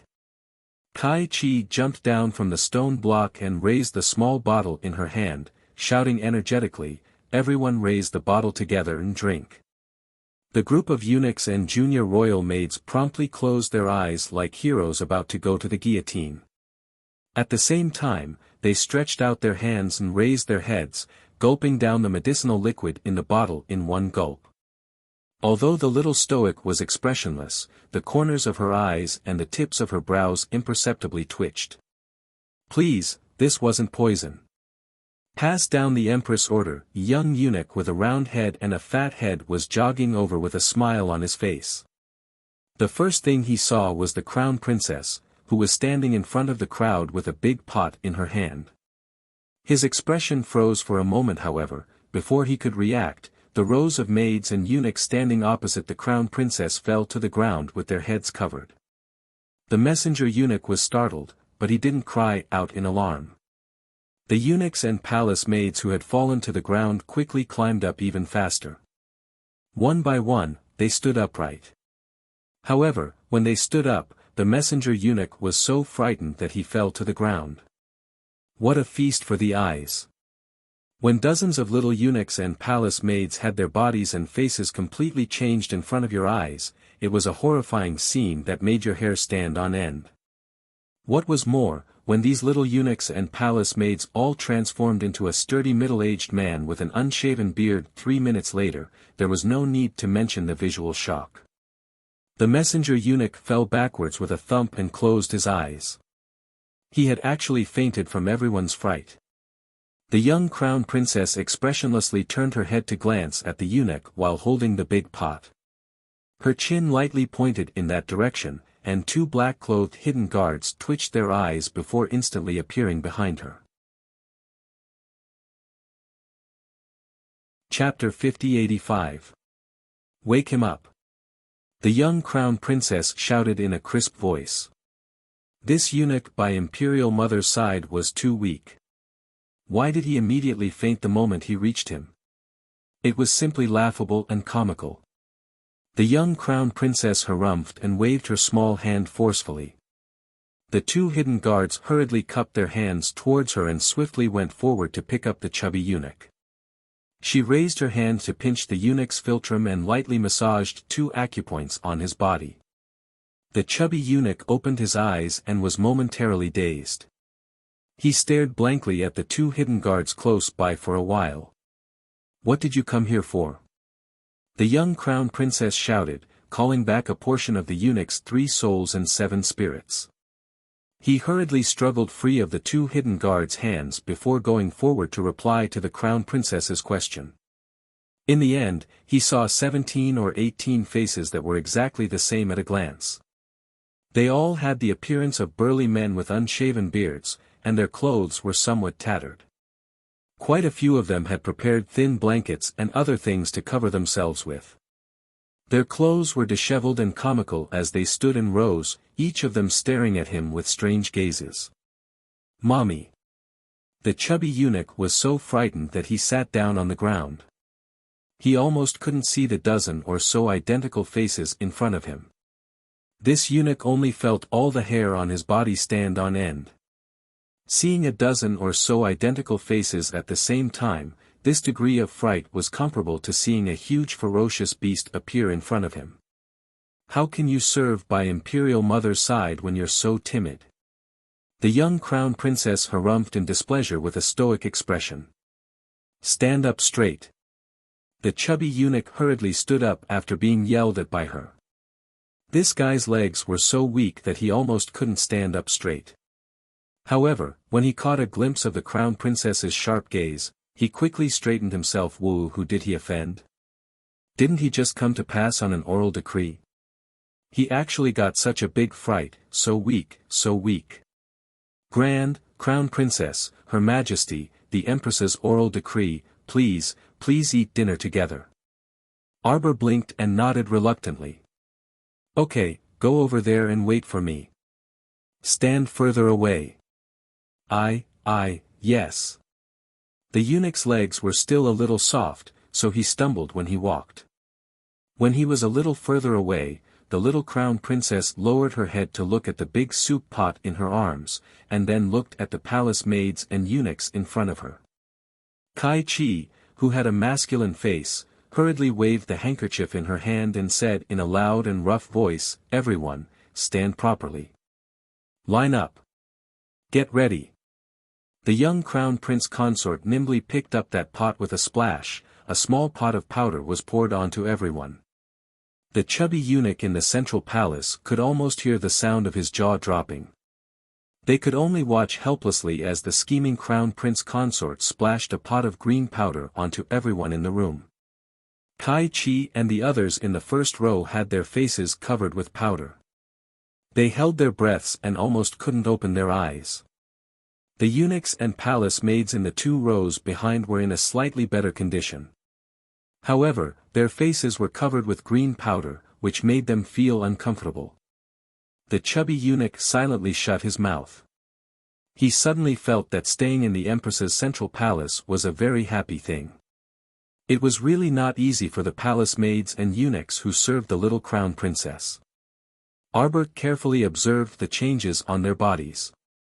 The moment the powder was sprinkled on them, the deformed bodies of these palace maids and eunuchs began to peel off their original appearance. Chapter 5086. The speed of recovery was really fast. In just a moment, these unlucky children revealed their original appearance. Kai Chi stretched out a hand from under the blanket, waved the handkerchief in her hand, and shouted, "Line up, line up. Line up like you did before. Pay attention, if you feel that your body hasn't fully recovered, stand in front." A group of little eunuchs and little palace maids, with a helpless expression, stood in line. "Does anyone feel anything wrong with their body?" Kai Chi shouted again. The little palace maids and eunuchs weakly drooped their heads and replied, "No." Kai Chi ran forward and said to the young Crown Princess, "Crown Princess, it seems that everyone is fine. The medicinal powder that you invented, although the color and the taste don't seem to be very good, the effect is very good when used. Being able to change people's original appearance in just a few minutes, the effect was quite good." The young Crown Princess was also very satisfied. She walked forward in small steps, raised her small hand, and shouted, "Everyone did a good job. In view of everyone, this time, you have worked very hard to test the directional transformation liquid and the recovery powder. I have decided to give each of you a reward of 800 spirit coins." While speaking, the young Crown Princess heroically took out a heavy bag of spirit coins from her inner world, handed it to Kai Xiu, who was secretly smiling at the side, and ordered, give it out now." Everyone's heads, which were originally drooping, suddenly lifted up, and their eyes lit up. The jaws of the chubby eunuchs who were watching from the side dropped again. They suddenly felt that staying in the Eastern Palace to serve the young Crown Princess didn't seem to be a bad thing. Kai Chi's small face, which was covered with green powder, suddenly brimmed with a bright smile. She pulled the many little palace maids and eunuchs around her, and hurriedly said, "Why are you all in a daze? Quickly thank the Crown Princess." The little palace maids and eunuchs hurriedly kowtowed to thank her, and their faces were full of happy smiles. The bag of spirit coins was quickly distributed. There were still about 1,000 spirit coins left in the bag.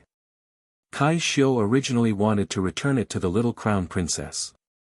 In the end, the little Crown Princess waved her small hand generously. "Use these remaining spirit coins to buy some fresh ingredients and fruits from the food store. You can have a sumptuous dinner tonight as a reward." The courtyard was filled with thunderous cheers as if it was the new year. When the chubby eunuch left the Eastern Palace with the Crown Princess, he could still hear the laughter from inside even after a long walk. Sigh, different people have different lives. As long as he casually tried a non-toxic and harmless powder, he would be rewarded with 3 months' worth of salary. He wanted to take back what he had just said. Serving the little Crown Princess in the Eastern Palace was indeed an excellent thing. Arbor followed the messenger eunuch to the Central Palace and was directly led inside. The head palace maid, Pearl, lowered her head slightly and said with a smile, "Her ladyship said that the Crown Princess doesn't need to be announced when she comes here. Just invite her in directly." The little Crown Princess expressionlessly asked, "What do you want to eat for dinner?" Pearl almost laughed out loud. She didn't expect the little Crown Princess to have such an interesting temperament. The menu was drawn up by His Highness the Crown Prince. "It will definitely be very suitable for your taste." The little Crown Princess suddenly stopped and tilted her head. "Who's crying inside?" She could hear the deafening cries of the White Empress in the inner hall through the corridor. "Sleep, wake up, and make up for 2 more nights." Chapter 5087. Pearl smiled awkwardly. It's the two shameful things from the Fong family. They came to complain to your majesty. Crown Princess, don't mind them. Your majesty will drive them away later. They won't affect your mood for dinner.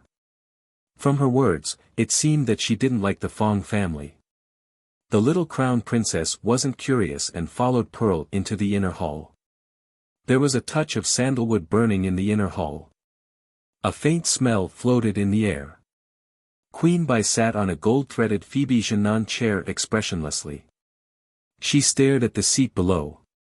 Two women, one old and one young, were kneeling there. They were wiping their tears.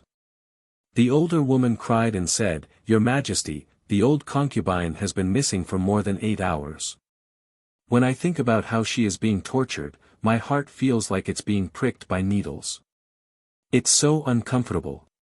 Queen Bai said expressionlessly, "The old concubine was kidnapped last night. If you were really worried, you wouldn't have waited until now to mourn.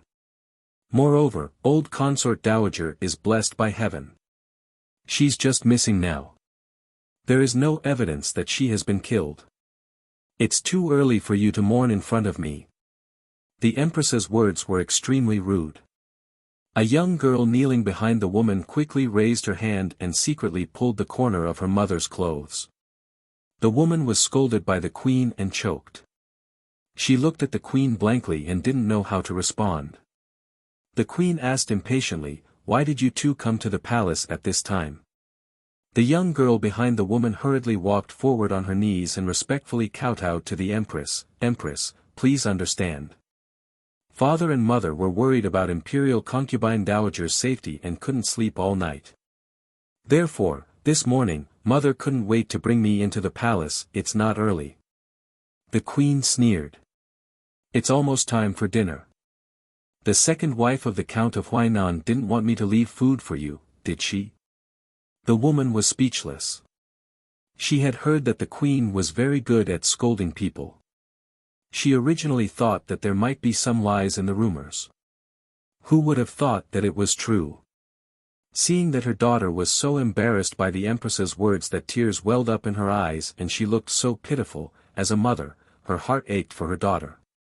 However, the person sitting at the top was the high and mighty Empress. She was incomparably noble. When the Empress insulted them, they could only accept it obediently. Her daughter, Fong Mingyue, didn't even dare to cry. She was afraid that the Empress would be unhappy when she saw it. She did not shed tears, but the tears were still swirling in her eyes. The Empress was not blind. How could she not see it? The more he looked at them, the more displeased he became. He muttered to himself, "Why do the mother and daughter look so annoying?" She disliked women who were like daughter flowers the most. They would cling to men at the drop of a hat and would feel wronged at the drop of a hat.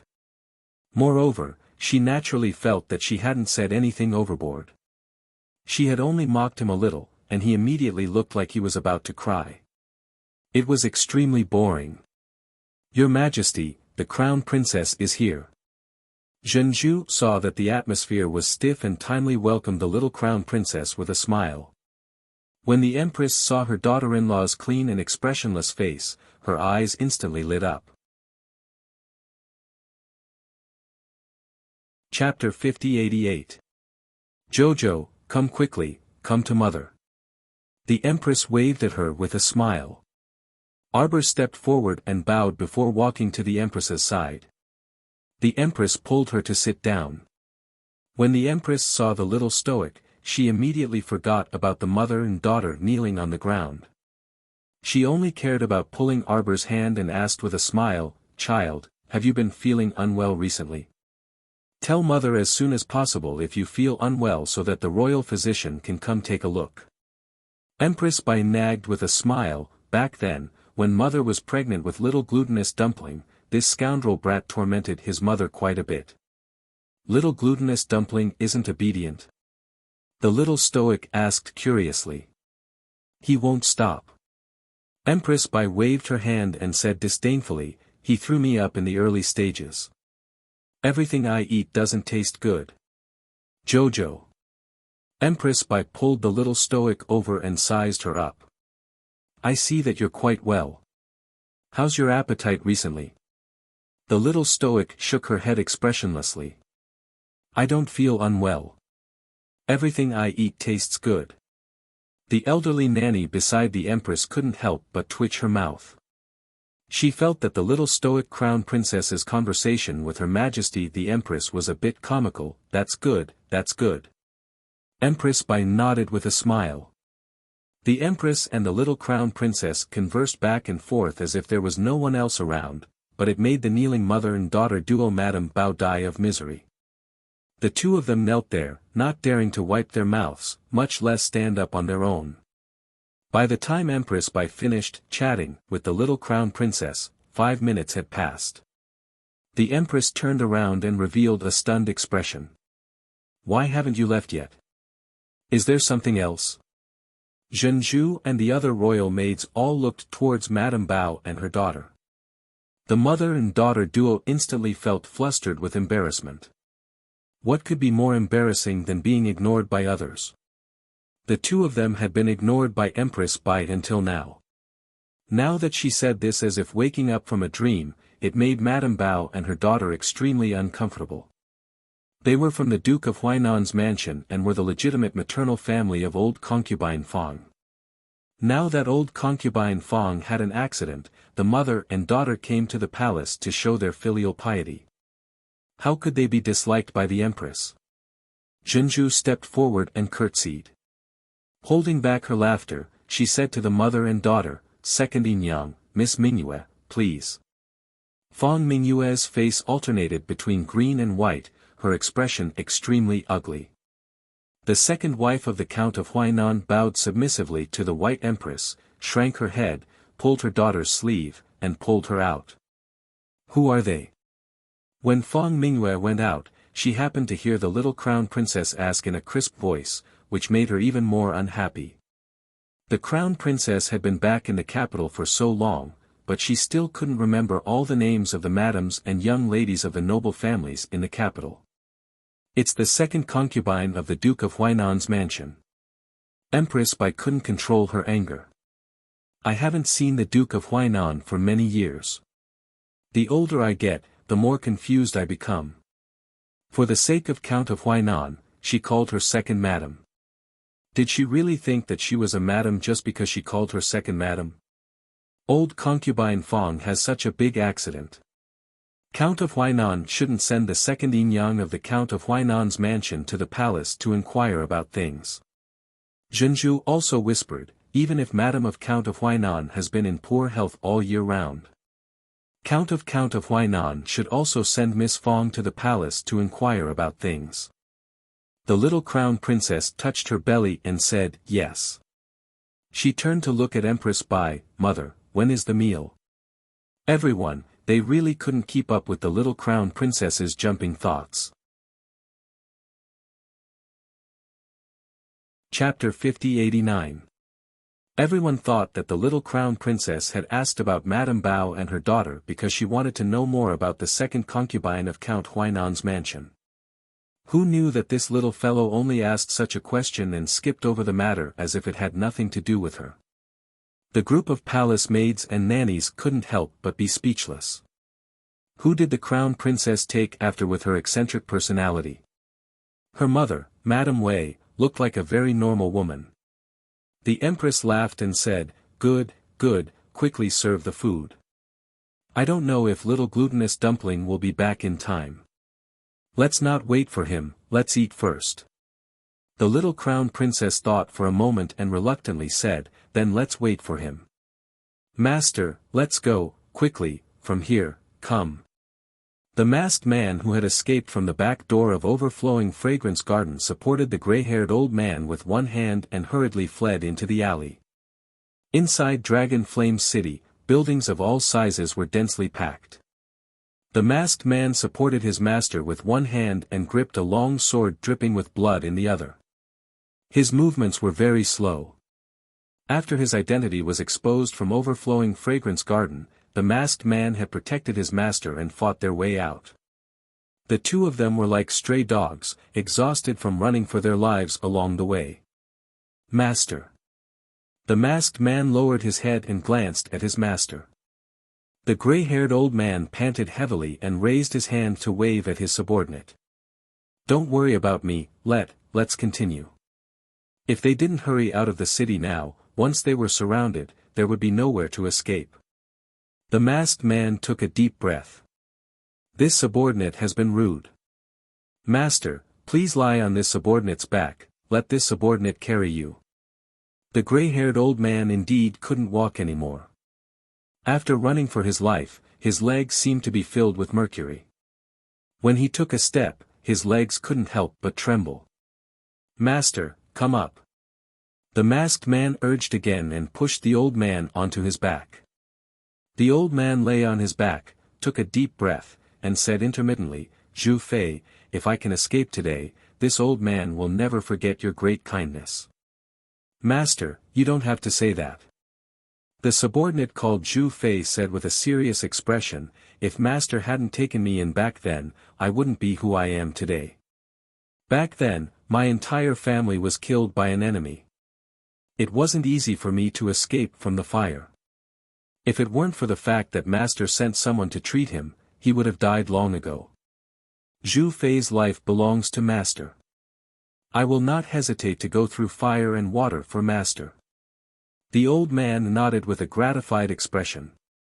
Zhu Fei turned a corner and almost bumped into someone. The long sword in his hand was very fast, and as if it was a conditioned reflex, he stabbed towards that person's chest. Wait! That person shouted in a low voice. It's me. The old man lying on Zhu Fei's back recognized the newcomer's identity and quickly said to Zhu Fei, it's Larry. Zhu Fei took a closer look and couldn't help but exclaim in a low voice, State Preceptor, what happened to you? Larry's appearance was extremely miserable. He dragged half of his body and leaned against the wall of the alley. It was as if all the strength in his body had been drained. He panted heavily and his whole body was trembling.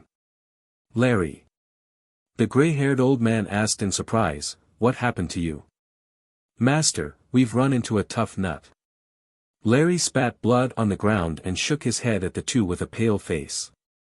That Crown Prince Lien has activated half of Dragon Flame City's defensive array.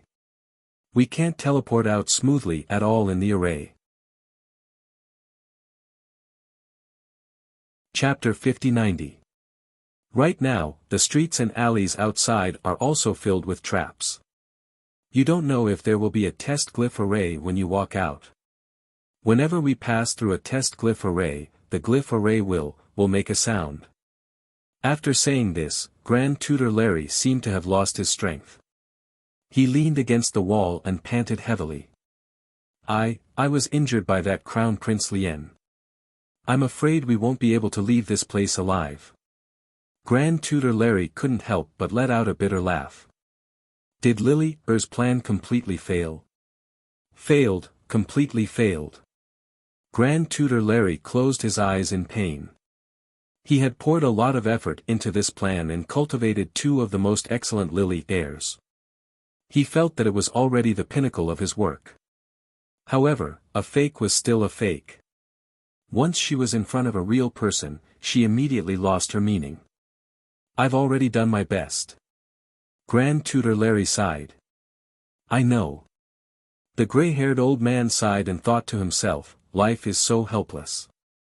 Sometimes, you won't succeed even if you try your best.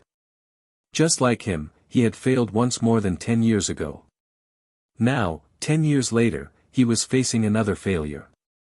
This was probably the last failure in his life. The old man thought to himself with a bitter laugh. A person who was about to die had a very sharp intuition. Over there, the test glyph array reacted. A shout came from outside the alley. Everyone's expression changed. Master, go. Larry clutched the wound on his chest and hurriedly pushed Zhu Fei in front of him. Take Master away. Zhu Fei could only take one person away and only had the strength to take one person away. However, since they had worked together for so long, they couldn't just watch Grand Imperial Tutor Larry die. Zhu Fei immediately threw out a teleportation glyph array from his sleeve. Go. No, the teleportation glyph array is gone. It's useless. Grand Tutor Larry still wanted to explain, but he was already dragged into the teleportation glyph array by Zhu Fei. Grand Tutor Larry's expression suddenly became very interesting. I already said it's useless, brother. Why didn't you let me finish my words? I originally had a chance to escape, but now Grand Master Larry let out a long sigh at Zhu Fei as if there was nothing he could do. Could it be that this was the will of the heavens? Now that things had come to this point, there was no turning back. Zhu Fei didn't know what was going on, but he was delighted. He stepped out of the array with his master on his back and said, State Preceptor, look. You can teleport. Grand Preceptor Larry pointed forward expressionlessly as if all his strength had been sucked out. He didn't want to say another word. Zhu Fei didn't know what was going on, so he turned his head to take a look, and then his eyes widened in shock. He saw that there were about 10,000 soldiers and horses lined up neatly in front of the city gate. An outstanding man with black hair and a pair of slightly raised phoenix eyes was sitting astride a horse. He held the reins in his hand and looked at them expressionlessly. Waiting for the rabbit by a tree stump, you really did manage to find the rabbit. Prince Mo curled his lips and nodded in satisfaction. He raised his left hand and moved two of his fingers. Take him down. Zhu Fei hurriedly helped the gray-haired old man to the ground. He gripped the long sword in his hand and circled around his master, looking like he was about to fight to the death. Chapter 5091. The gray-haired old man reached out to pull him back and heaved a long sigh. No need to risk your life. It was useless. His Highness the Crown Prince of the Divine Province was waiting for him here with thousands of troops. The old man raised his hands and stretched them forward. He said arrogantly, It's fine if you want this king to surrender, but this king wants to see your father. This king wants to discuss everything with your father face to face. Prince Mo's eyes narrowed dangerously. He stared at the old man in front of him with a sneer. You don't have the right to negotiate with me. Before I meet the emperor, I want to settle the score with you about Lily Air. The crown prince's handsome face was cold as he spat out these words in a flat tone. Take him down. With a cold expression, he waved his hand. Immediately, a dozen or so guards with quick movements rushed forward and pressed the spears in their hands against the chests of King Doro, Grand State Preceptor Larry, and Zhu Fei. Zhu Fei's expression turned cold. Just as he was about to resist, the old man reached out and pressed him down. This King Doro, even in the face of a life-and-death situation, his expression still didn't change. What do you want to settle with this king? Lily Air did develop a directional transformative liquid based on your crown princess. But in fact, this plan didn't succeed. You didn't lose anything. Mo Lien couldn't help but laugh. However, those who were familiar with him could see the true emotions in his heart from his cold phoenix eyes. Lily Air's plan didn't succeed. Didn't succeed mean it didn't annoy him? Didn't succeed mean it didn't exist? These people's strange thoughts and strange words were always so funny. I heard that the entire plan was carried out by your Grand State Preceptor Larry, right? Larry dragged his broken body and moved forward 2 steps like a turtle. He stood in front of King Doro and said, Lily Air's plan was indeed planned by Larry alone. It was I who suggested to the great King Doro to use your crown princess. Grand State Preceptor Larry stood in front of the gray-haired old man and shouted passionately. Using your love for your wife, they want to start with you. Grand Master Larry shouted angrily, as long as we kidnap your wife secretly, you will be bound, at least for a short period of time. Before he could finish his words, he was stabbed in the body by a few guards.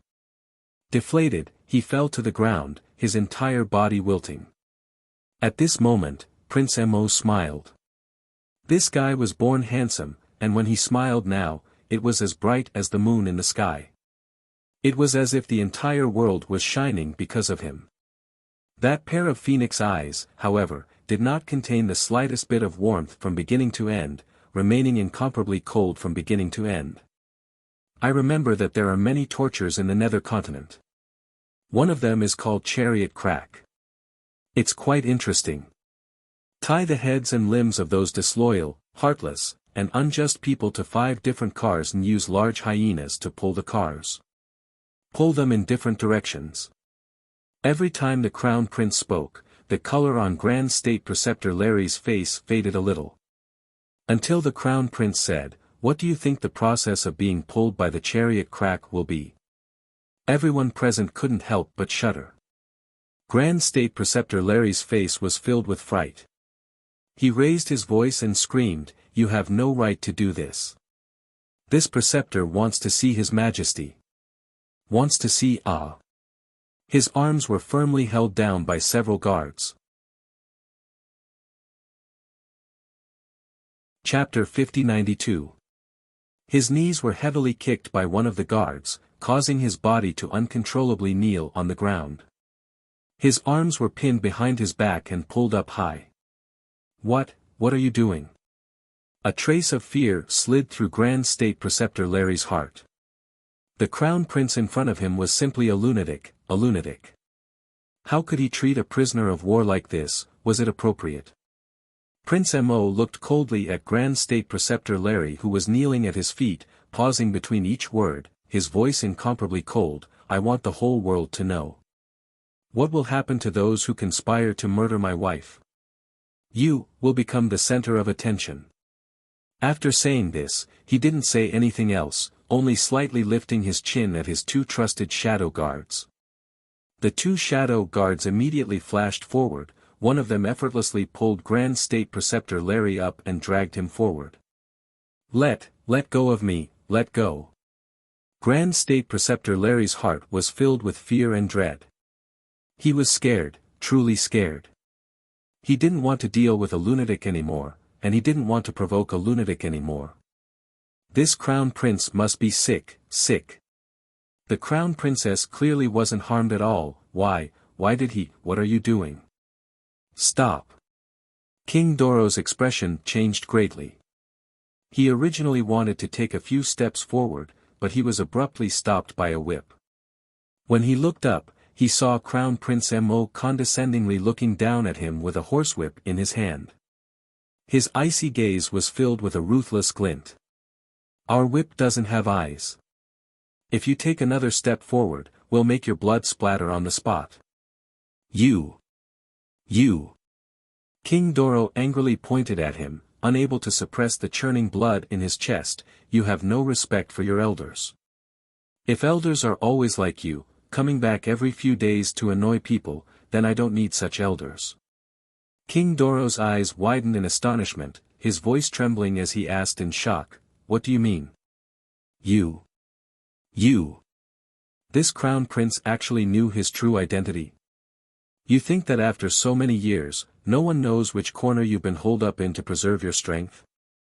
The Crown Prince looked at him with a face full of mockery and said coldly, "His Majesty found out about your whereabouts 3 years ago.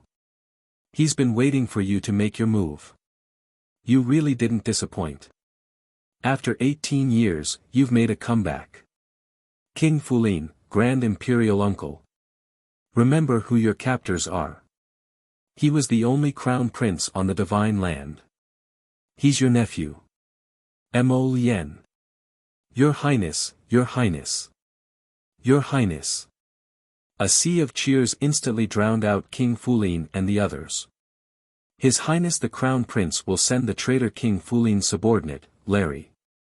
The car split up at the intersection of East Street. They pulled for about half an incense stick's worth of time. Larry's limbs fell off first, and then his head.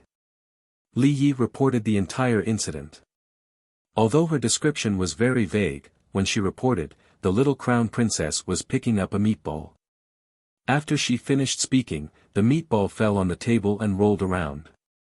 The little crown princess immediately lost her appetite.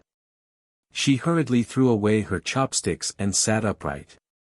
The White Queen hastily waved her hand and said, "Don't say these things that spoil one's appetite when eating."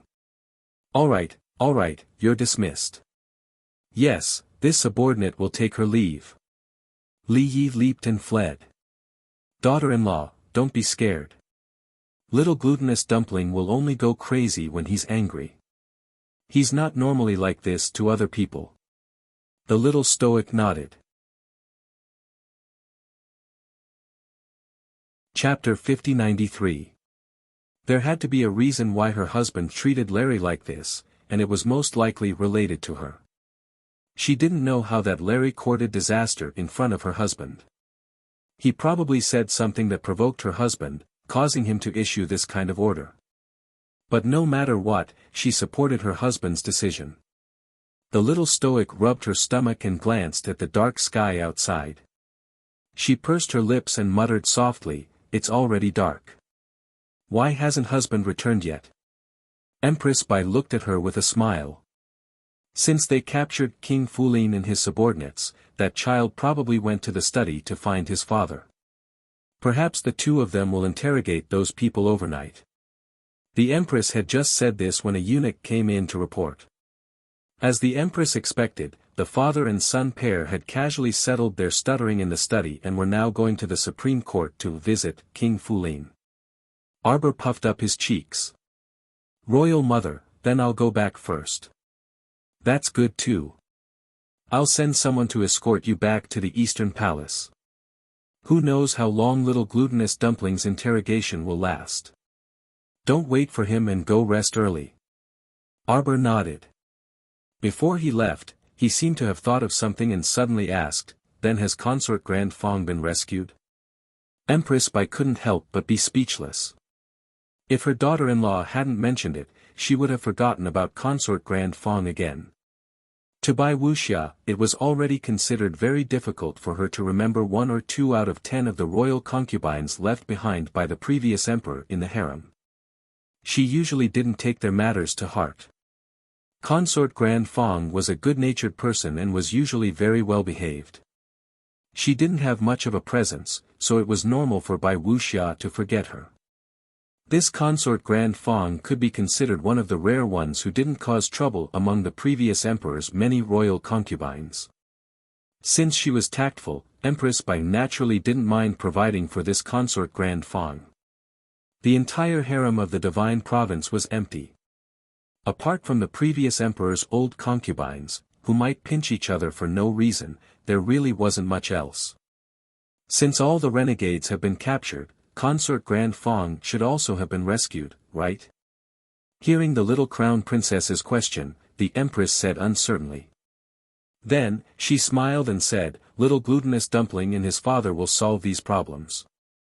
Jojo, don't think about those troublesome things now." The White Empress took a white fox for a cloak and tied it around her daughter-in-law. "Nyangqin will send you there." "No need, it's not that far. I'll take the carriage back. It's quite fast. It's cold outside, be careful on the road." The Empress said and turned to Zhenju, "Send the crown princess back." Zhenju hurriedly bowed her head and answered. She knew in her heart how much her master valued this little crown princess. After bidding farewell to the Empress, Zhenju welcomed the little crown princess out of the door and sat in the carriage that had already been arranged. Xiao Mu leaned against the sturdy cushion and hugged a small, warm hand warmer. She nodded her small head from time to time, feeling drowsy. Jojo's Lian even said that he would come back to eat dinner with her, but he was nowhere to be seen at this time. He really didn't do things reliably. He was about to become a father, yet he was still so careless when handling matters. The carriage paused slightly, and Arbor's large head bumped into the carriage. Fortunately, the 4 walls of the carriage were padded very thickly with soft cotton wool. Arbor's bump didn't hurt much, and it even woke her up a bit from her drowsiness. The little stoic rubbed her eyes and sat upright. Chapter 5094. "Pearl, what's the matter? I don't know why the wheel seems to be stuck on something. There was a trace of anxiety in Pearl's voice. Oh, it's okay. Arbor yawned with an indifferent expression. He raised his hand to open the curtain and looked out the window. If it takes too long to fix, then we won't wait for it. She might as well stick a flying talisman and fly back. Anyway, it was not far from the Eastern Palace. She took the carriage because she was lazy and didn't want to move her legs. This person is too careless. He didn't even see such a big iron rod and let it lie here. It's stuck in the wheel. Crown Princess, please wait a moment. Pearl angrily said a few words. She turned around and said to the servants behind her, hurry up, don't let the Crown Princess wait for too long. The young Crown Princess looked out the window for a while. Her eyes narrowed and her deep gaze fell on the eaves not far away. All of you get down. Arbor suddenly shouted. Pearl and the others almost reflexively obeyed the young Crown Princess' order and fell to the ground. At the same time, a rain of arrows came from above the eaves and landed on the carriage with tinkling sounds. The carriage's exterior looked very ordinary, but in reality, it had been reinforced with heaven-grade refining materials. Therefore, the rain of arrows looked fierce, but in fact, it couldn't even penetrate the outer layer of defense. Whoosh, whoosh, whoosh. A few black figures suddenly jumped down from the palace wall and rushed forward a few steps without saying a word. Just as they were about to surround the young Crown Prince Consort, they drew their swords and sabers and began to beat her up.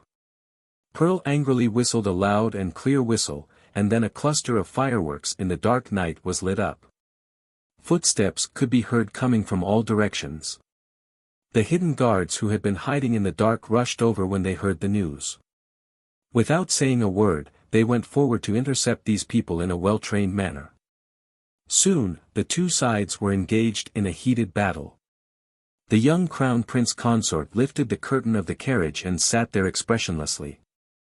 Even though her drowsiness had vanished without a trace, her spirit wasn't very good, and a hint of drowsiness rose from her heart. However, these idiots who came out of nowhere actually disturbed her when she went home to rest and secretly waited for her here. Dong! A black arrow was nailed to the window of her car. It didn't break through her defense, but it made a deep hole in the curtain. The little stoic glanced at her, and her entire face turned a bit unsightly. The place where the arrow pierced was a pitch-black lotus. Of all places, it had to be Jojo's lotus. A bunch of fools who were tired of living. Let's see how I'll deal with them. It's been 18 years since we last met. You've aged a lot. The first thing the great emperor said when they met was a stab to the heart. The gray-haired old man glared angrily at the man in front of him with his dead fish eyes. For a moment, his heart was filled with emotions.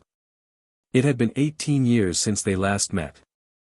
The great emperor was still young and handsome, but he was aging step by step. This caused him to feel resentful and unwilling at the same time. He really didn't understand how he was inferior to this younger brother of his. Back then, when the previous empress was still alive, she also praised him repeatedly. Many times, he felt that he actually didn't do worse than her. However, the applause and encouragement always belonged to him and were completely cut off from him. What do you want to know? Prince Fulin sneered. If you want to learn about the heavenly fortune from me. Don't waste your time. Ha! Looking at the situation, if I didn't catch up during the day, I'll catch up at night. I've been working overtime this week. I'm going to be busy. Year. Night. Chapter 5095. The main hall of the Supreme Court's dungeon was brightly lit. 2 rows of armed guards stood neatly on both sides of the door, looking straight ahead. In the middle of the circular hall, there was a spacious iron cage that could accommodate 100 people. King Fulin sat cross-legged on a tricolored round felt, glaring angrily at Mo Lusheng and his son. This damned father and son, sinister and cunning, extremely shrewd and scheming. Only now did he understand that this Mo Lusheng, from the very beginning, had been playing with him like a monkey.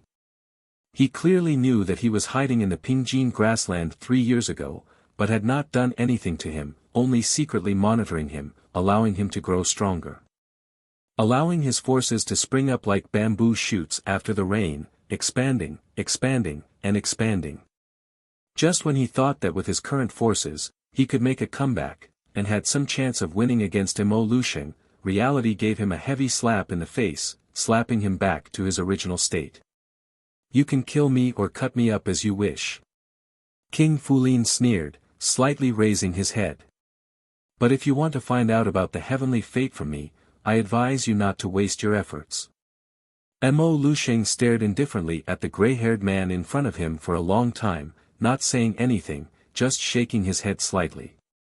This attitude and expression of disdain to speak to him immediately infuriated King Fulin Mo Lushue. His eyes suddenly widened, glaring angrily at the great emperor. If you have something to say, just say it. What are you hemming and hawing for? I have nothing to say. Mo Lusheng glanced at him indifferently. The latter was so angry that he directly jumped up from the round felt, pouncing on the big iron cage, slamming the iron door across the cage. Mo Lusheng, you must think I'm very funny, right? For so many years, I've schemed this and that, but in the end, it's all within your plan. 3 years ago, you saw through my identity, but kept it a secret, hiding it, waiting for me to walk into your trap. Ha, ha ha ha. King Fulin scolded angrily. You're probably thinking, how can there be such a stupid brother like me in this world? Mo Lusheng shook his head and calmly told him, you're wrong. More than 10 years ago, you started a rebellion in the capital for your own selfish reasons, and your name was removed from the Mo family's genealogy. The current eldest son's name is Big Brother Mo Lufeng. Mo Lusheng's expression was indifferent. You're nothing, so don't call yourself my brother. Mo Luzhu gritted his teeth, you removed my name. It's you. What right do you have to remove my name from the genealogy? You greedy thing, you just don't want me to have a good time. Just who is it that has the ambition of a wolf, and still refuses to give up? Mo Lusheng was simply angered to the point of laughing. Who was it that started that war 18 years ago, causing the people to have no way of making a living and leaving so many people homeless? Who was it that instigated these strange changes and forced everyone to come to the capital? And who was it that gathered 300 experts and surrounded Zhen and Wuxia in the middle of the night? In that battle, the couple won in the end, but he also paid a very painful price. He racked his brains to repair Wuxia bit by bit, and waited for him for 17 or 18 years until he was dizzy. At that time, he was simply mentally and physically exhausted. Because he had just ascended the throne, there were many things to worry about. Chapter 5096. At that time, he had to spend a lot of effort to treat Wuxia and also clean up the mess that Emolyoshi had made. Later, for his son's safety, he had to send little glutinous rice ball away. The happy family of 3 suddenly became his lonesome self. For all those years, he had to endure the loneliness and coldness, endure the bitterness and pain in the dead of night. After enduring the hardships, his temperament had changed greatly. He was usually moody, and when his head hurt, he only wanted to kill people.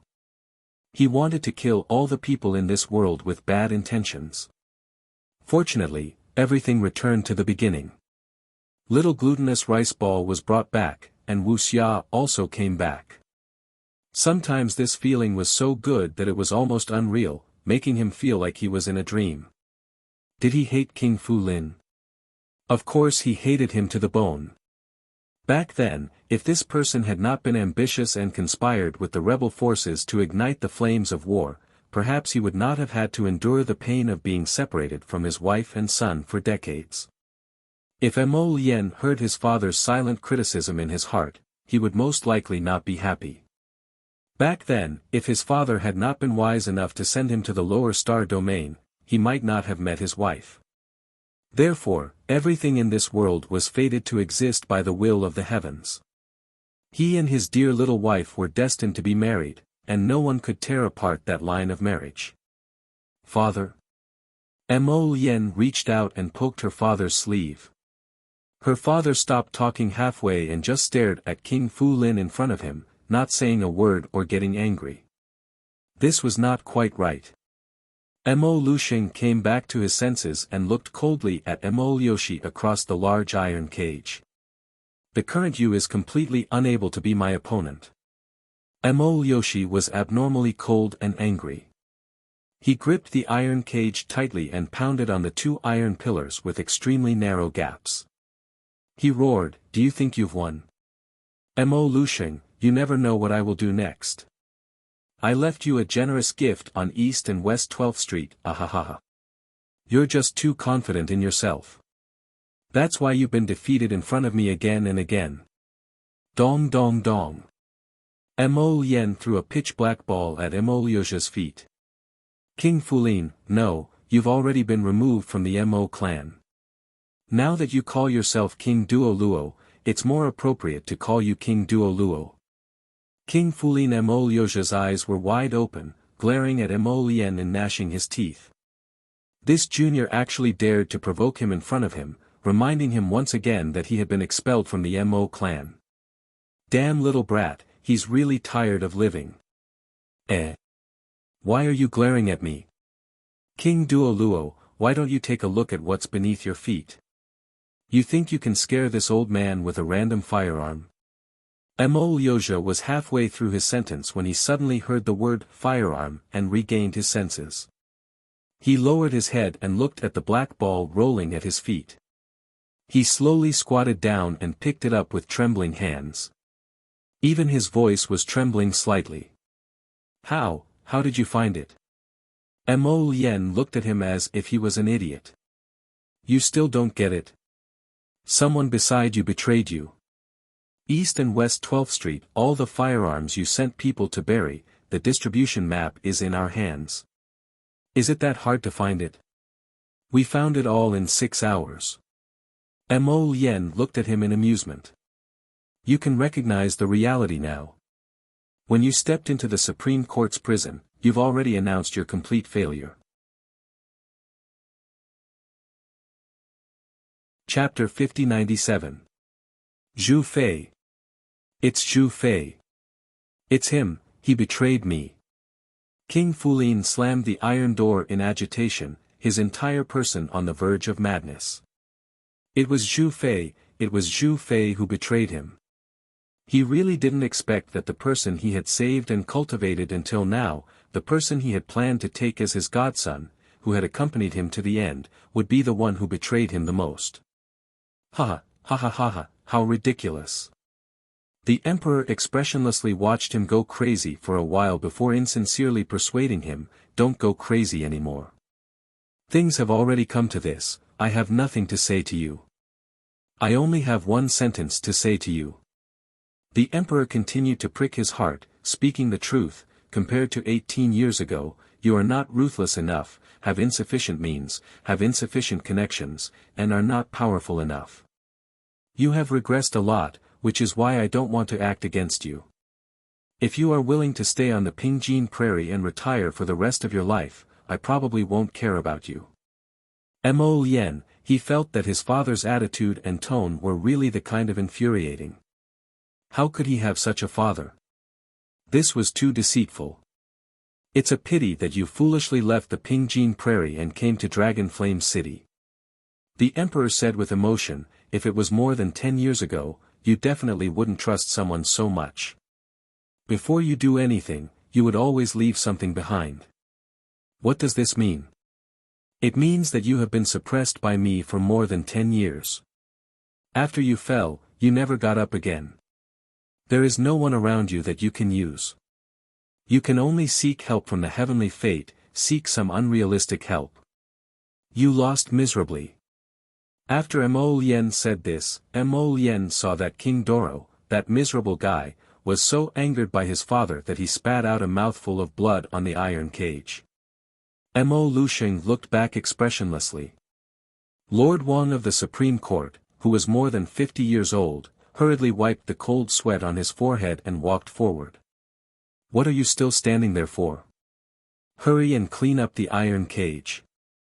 Looking at His Majesty and His Highness the Crown Prince's pair of disdainful eyes, they must be disgusted that Prince Duo Luo had spat out a mouthful of old blood on the iron cage, which was so dirty that it stung their eyes.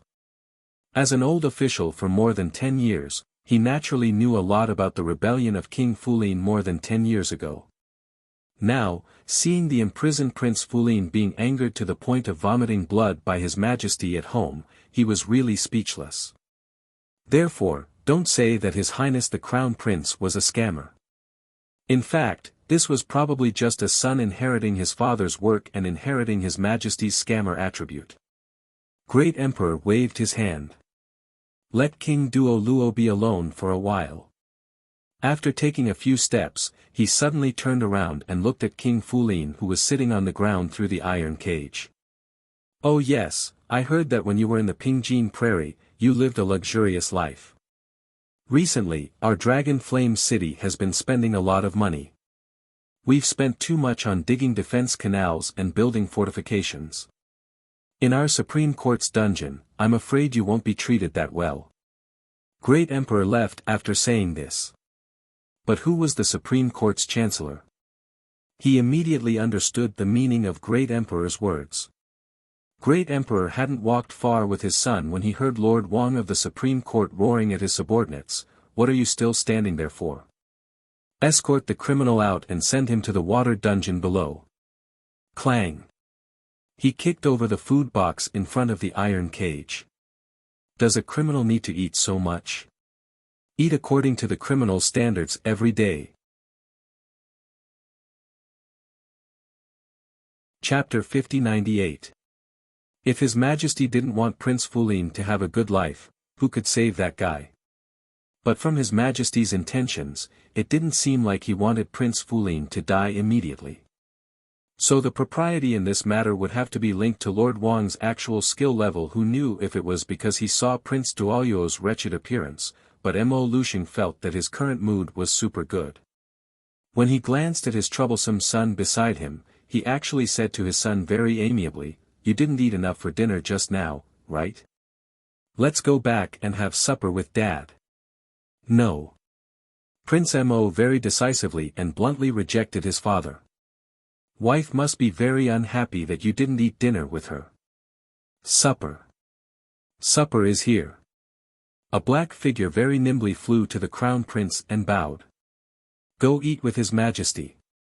It wasn't like he was a lonely old man who was always empty and lonely, intentionally or unintentionally wanting to disturb his son's happy life. His son also had a wife. He had been freaking busy all day today, so it wasn't too much to have supper with his wife in his spare time, right? This old man really didn't have any eyes. And he still wanted to drag his son to supper. What was this? They all had their own wives and were living their own lives peacefully. Wouldn't that be great? Mo Lushing didn't know that his son was ridiculing him in his heart. Right now, he was staring dumbfoundedly at the shadow guard who suddenly appeared in front of him. "Go accompany His Majesty."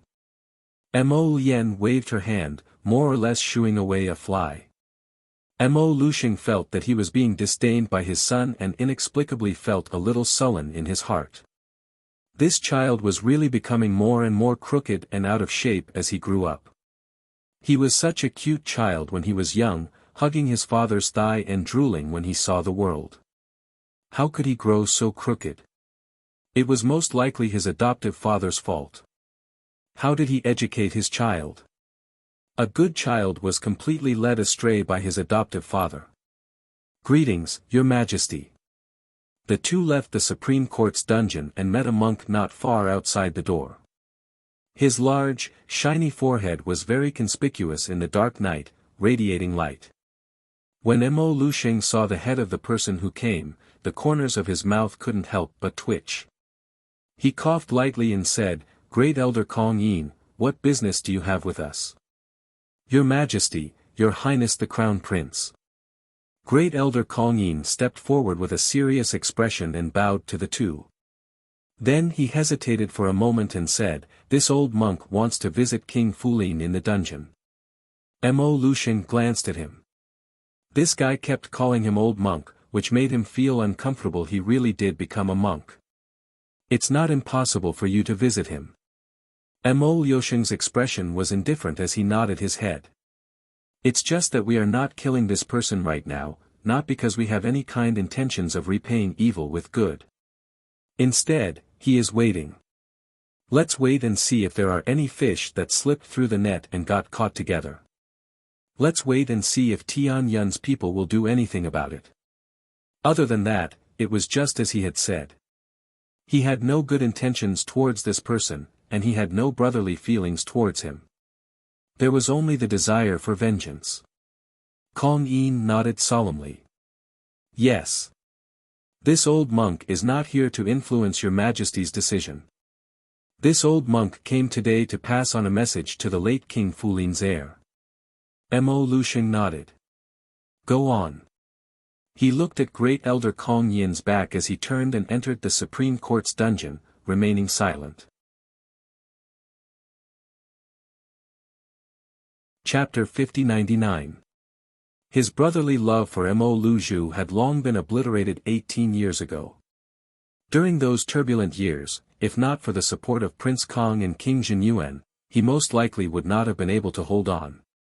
Mo Luzhu was not worthy of the word brother at all. The great emperor withdrew his gaze from Great Elder Kong Yin, saying coldly in his heart, "He will never forgive this person."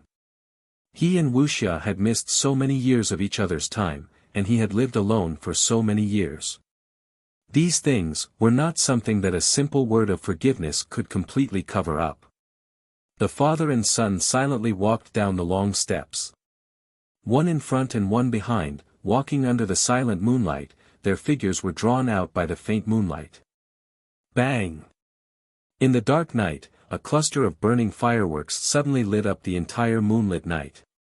Mo Lucian subconsciously looked up. Under the faint moonlight, a colorful firework suddenly lit up the entire night sky. The great emperor's eyes narrowed slightly. "There's a situation. I'll go over and take a look." Mo Lien was secretly shocked. Looking at the direction, it seemed to be heading towards the Eastern Palace. Could it be? He suddenly had a bad premonition. After saying that, he called out Little Seven and rushed towards the direction of the burning firework. Mo Lucian speechlessly looked at his son's huge formation, summoning the golden dragon flight, and could not help but shake his head, muttering to himself, not calm at all. His son was good at everything, outstanding in every aspect, but when it came to the matter of his wife, he was so irritable that it was as if he was a different person. What calm in front of a landslide, turning into ashes while chatting and laughing, that was because he did not meet his wife. Once he met her, he could not be calm at all. What calm, steady, wise and intelligent, the moment something happened to his wife, all of that was thrown out of his mind. Mo Lucian's eyes swept a slightly disdainful glance at his son's back, muttering to himself, "What a disappointing fellow." Pearl was really anxious now. She had been ordered by the Empress to send the Crown Princess back to the main hall of the Eastern Palace safe and sound. Who would have thought that on the way, they would meet some blind people who came to assassinate the Crown Princess? The most frightening thing was that the Crown Princess, who had been sitting in the carriage watching the commotion, suddenly moved. With a leap, he jumped into the group of black-clothed assassins.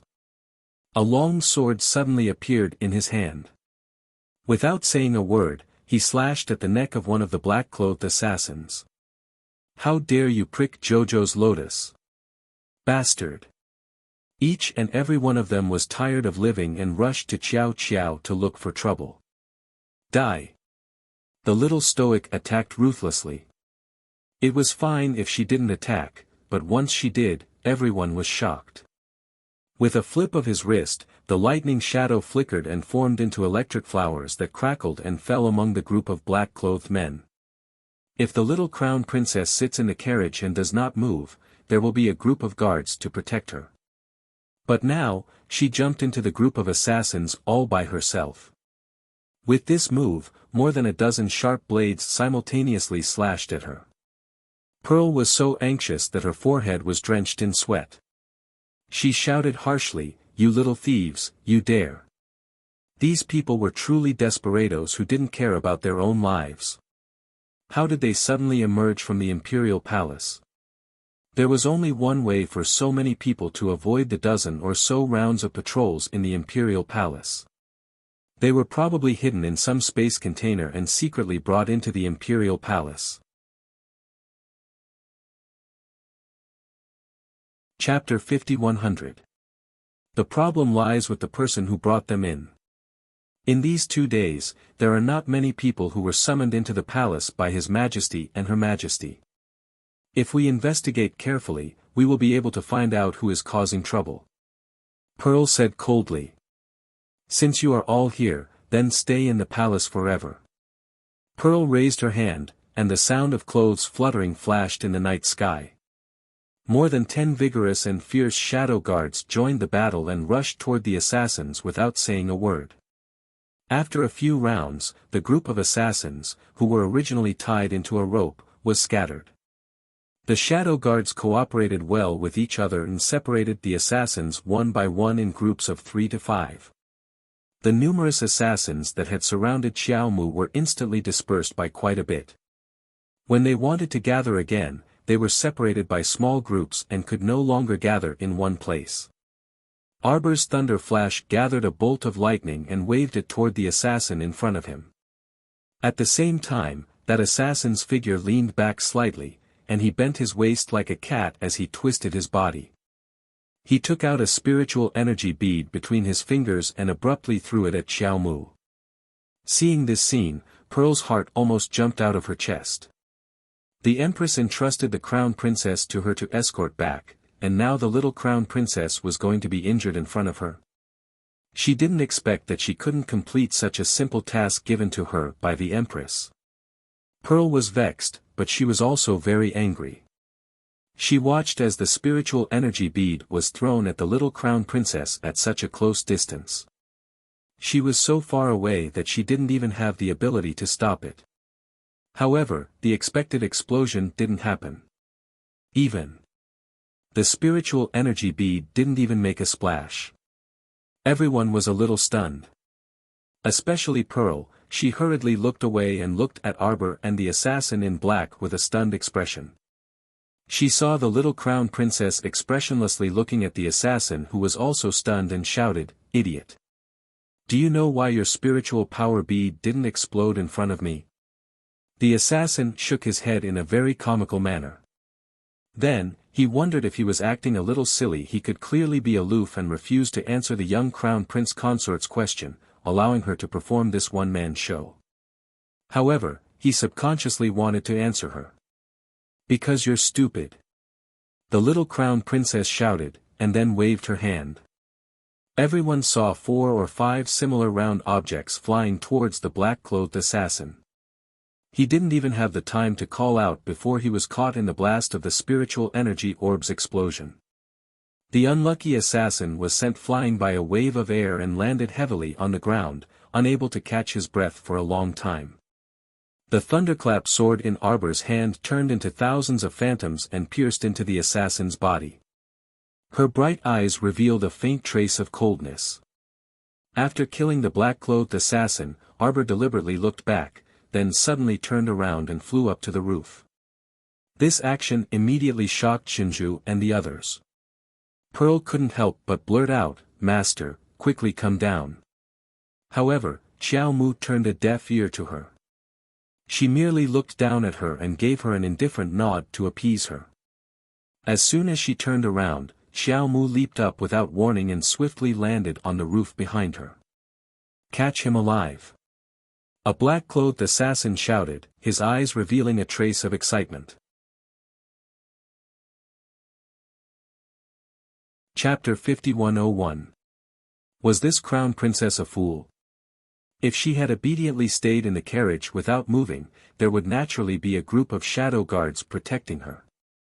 They simply wouldn't have been able to get close to her so smoothly. But now, she had courted death by jumping into their encirclement. Even if they were all separated later on, they would still be able to get closer to the little crown princess in the midst of the chaos. As long as they caught this person at the first moment, then all the difficulties would certainly not be difficult. All the problems could be easily solved. The eyes of that black-clothed assassin flashed. He gritted his teeth and took a palm strike from the shadow guard. He quickly retreated a dozen steps back and borrowed the force to fly up the roof. After a few ups and downs, he chased in the direction of the crown princess escape. Pearl couldn't help but become anxious when she saw this. She exclaimed, "Quickly chase," and hurriedly led all the shadow guards to jump up the eaves. Stepping on the roof tiles, they rapidly chased after the little crown princess. The group chased each other on the eaves for a long time. Until the young crown prince consort abruptly stopped. At that time, the bright moonlight was like a silver thread, flowing through her hair. It was as if a layer of moon-white gauze was draped over this little person's body. It was so beautiful that it was like a dream. She stood on top of the corridor eaves of a palace, expressionlessly watching the black-clothed assassins who were trying their best to chase after her. A trace of mockery flashed through the bottom of her cold eyes. This King Duoluo was already in prison, yet he still made such a lousy move. Wasn't he underestimating her, Xiao Mu, too much by sending these people to capture her? Or could it be that this was actually just an assassination that was not well planned? King Doro most likely invited the disciple of heavenly fate to accompany him. In this way, the odds of success would certainly increase by a lot. But unfortunately, the disciple of heavenly fate had probably already seen through King Doro. He didn't have much value and didn't have much meaning, so he didn't participate in this operation. Let King Duoluo lead a group of small shrimps to jump around in the Empress' inner court, or turn the sky and the earth upside down. In short, they wouldn't be able to cause any big waves. It was truly pitiful that even his allies had completely abandoned him. Xiao Mu's lips curled into a faint sneer as she indifferently stared at the many black-clothed assassins who were chasing after her. Those people's eyes flickered slightly. When they met Arbor's gaze, they subconsciously shrank back. A very disturbing feeling of fear rose from the bottom of his heart. Before they could even comprehend why they would feel such a negative emotion, they saw the young crown prince consort smile expressionlessly at them. Yes, it was a very strange smile. It looked like a smile, but the expression on his face didn't change at all. "Your biggest mistake was trying to gang up on me." Arbor glanced at them coldly. She was a vengeful person. If anyone wanted to gang up on her, she would gang up on them and beat them back. She wouldn't give them any face at all. After saying that, Arbor called out with a stoic face, "Big Green, Big Ape, Little Snow, go." Following the three roars, the group of black-clothed assassins who were on guard revealed astonishment in their eyes. Suddenly seeing a blue wand flying into the air and waving a water spirit down without saying anything, to be honest, they were somewhat resistant in their hearts. If you want to fight, then fight. What's the meaning of summoning your beast? Do you think we don't have a beast with us? What a joke. Chapter 5102. Everyone was basically a spiritual cultivator or divine cultivator. Which one of them didn't prepare a ferocious beast in their spirit beast space? How comical. It was just a competition of beasts. Who didn't have a beast? A black-clothed assassin gave his companions a meaningful look and summoned his spirit beast with a cold expression. However, the instant he summoned his spirit beast, he saw a furry black gorilla run over and jump over. It raised its fan-sized palm and sent his spirit beast flying 8,000 kilometers. With a slap, his enormous spirit beast was sent flying from one eave to the other. Its heavy body smashed through the roof and fell into the hole, causing a series of ear-piercing screams to ring out. There seemed to be royal maids living in that room. The heavens really took pity on them. They should have been frightened to death, the little stoic thought. It was all that hideous spirit beast's fault. It was really strong and actually smashed through the entire roof when it fell down. Ah! That hidden guard whose spiritual beast had been slapped flying only felt a tearing pain assail his divine conscience in the dark, and he involuntarily spat out a mouthful of blood. He gazed at Xiao Mu in horror before collapsing down the eaves. No one helped him up. His companions were also too busy fending for themselves, so how could they have the leisure to help him up? That hidden guard fell down and landed heavily on the ground, kicking up a faint cloud of dust. Arbor glanced at him coldly before retracting his gaze. Qingyuan, the great ape, and the snow leopard dashed forward together, biting and tearing at people on sight.